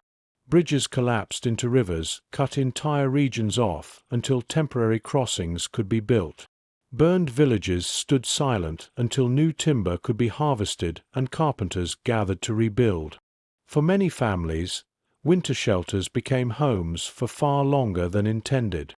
Finnish soldiers integrated quietly back into civilian life. Some returned to farms, others to workshops, others to families who had waited through nights without news. But even as they resumed their old routines, something in them carried the echo of the North. The long pursuit, the sight of a burning city under snowfall, the endless white horizon where war dissolved into exhaustion. They did not speak of these things often. The North was both too close and too distant, a landscape of memories still settling. Weeks passed. The border remained empty. Patrols reported no new incursions. Fires smouldered out. The wind erased the last of the tracks. Nature resumed its slow, patient cycle. Snowfall, thaw, refreeze, the quiet shifting of forests. The Lapland War closed without celebration. No parades. No banners. Only the knowledge that Finland had fulfilled its obligation, preserved its fragile independence, and stepped back from a precipice few nations had ever reached. You stand now at the edge of one of the burned villages, snow drifting gently over blackened timber. Smoke no longer rises from the ruins. The silence is complete, not empty, but full of everything that has passed through it. Some wars end with sound. This one ends with breath, the slow breath of a land reclaiming itself. The soldiers move south. The civilians rebuild. The north becomes quiet again, holding its memories beneath the snow, and the border behind them fades into the landscape, unmarked, uncelebrated, a line crossed in silence, where one war ended so another could continue out of sight. Aftermath. Quiet fire over snow. When the war finally loosened its grip on Lapland, it left behind a silence so wide that it seemed to reach the edges of the sky. You step into that quiet now, feeling how the land exhales after months of holding its breath. Snow falls softly over fields once marked by retreat, over forests that burned and forests that endured, over the paths where soldiers and civilians moved through cold that shaped every decision. The fires are gone. Only their memory lingers, a faint scent in the timber, a dark line beneath fresh snowfall, a story carried by those who watched their homes dissolve into embers. But the land does not cling to flame. It buries it gently, letting new snow soften what the war left behind. Here, even destruction is eventually folded into the rhythms of winter. As you walk through the quiet, you notice the traces that remain, not dramatic, not sharp, just small signatures of survival. A sled runner leaning against a tree, half covered by drift. The faint outline of a campfire ring, stones arranged carefully long after the soldiers moved on. A child's mitten caught in the branches of a bush, its colors faded by wind and cold. These things do not shout. They whisper, and only if you pause long enough to listen. Farther along the valley, you find the place where two armies once watched each other through snowfall, waiting for movement, waiting for the war to tell them what to do next. Now there is only stillness. The air holds no tension. The snow carries no hurried footprints. The landscape has reclaimed what was asked of it, as landscapes always do, slowly, quietly, without judgment. You think of the soldiers who crossed this place. German units moving northward, shoulders heavy with frost and exhaustion. Finnish patrols shadowing them, steady but tired, carrying obligations larger than themselves. You imagine the way their breaths rose into the cold, each exhale merging with the winter air until it disappeared. Breath is like memory that way, visible for a moment, then gone, leaving only the sense that something passed through. And the civilians, families who moved through these hills with what little they could carry, Sami herders guiding reindeer along ancient paths, children wrapped in layers of wool, trusting the footsteps of those who led them. Their journeys did not end when the soldiers left. Their return home marked a new kind of endurance, rebuilding the small things, restoring the quiet rituals of life, turning ash back into hearth. You stand now beside the remains of one burned village. Its outlines rise faintly beneath the snow, timber blackened but softened, chimneys that point nowhere, door frames that open to wind. And yet, even here, life has begun to return. Footprints of a fox cross the ruins. Icicles hang from a beam that somehow survived. A bird sings briefly from the branch of a tree untouched by flame. The world is rebuilding itself in layers, small and patient. Snow begins to fall harder, the flakes large and drifting. They move in slow spirals, settling on your coat, on the fallen beams, on the quiet ground where so much once unfolded. It feels as though the land is covering the last traces of the story, not to erase it, but to protect it, to let memory rest, not disappear. You look toward the north, where the mountains rise like folded shadows. Beyond them, the retreat continued. Beyond them, another front waited. But here, the war's shape has dissolved. What remains are the echoes, a boot print preserved in ice, a scrap of cloth caught on barbed wire, a hand-carved spoon lying beside a collapsed shelter. Small things, human things, things that survived long enough for someone to find them. You breathe in the cold, and the air feels clean, softer, as if winter itself is offering closure. The land will not forget what passed through it, but it will not hold on to it with bitterness. Snow has a way of teaching forgiveness, not by denying what happened, but by reminding you that all scars eventually blend into the landscape, losing their sharp edges, becoming part of the whole rather than the wound. You take one last step through the quiet, through the remnants of fire and frost. Ahead lies a long road south. Behind lies a borderland emptied of soldiers, but full of stories. And you realize, standing in that moment of stillness, that wars do not end all at once. They taper, they cool, they settle into memory like embers beneath ash, warm for a while, then faint, then quiet. And in that quiet, you find space to breathe again. The snow continues to fall. The wind moves gently through the trees, and the land, finally, begins to heal.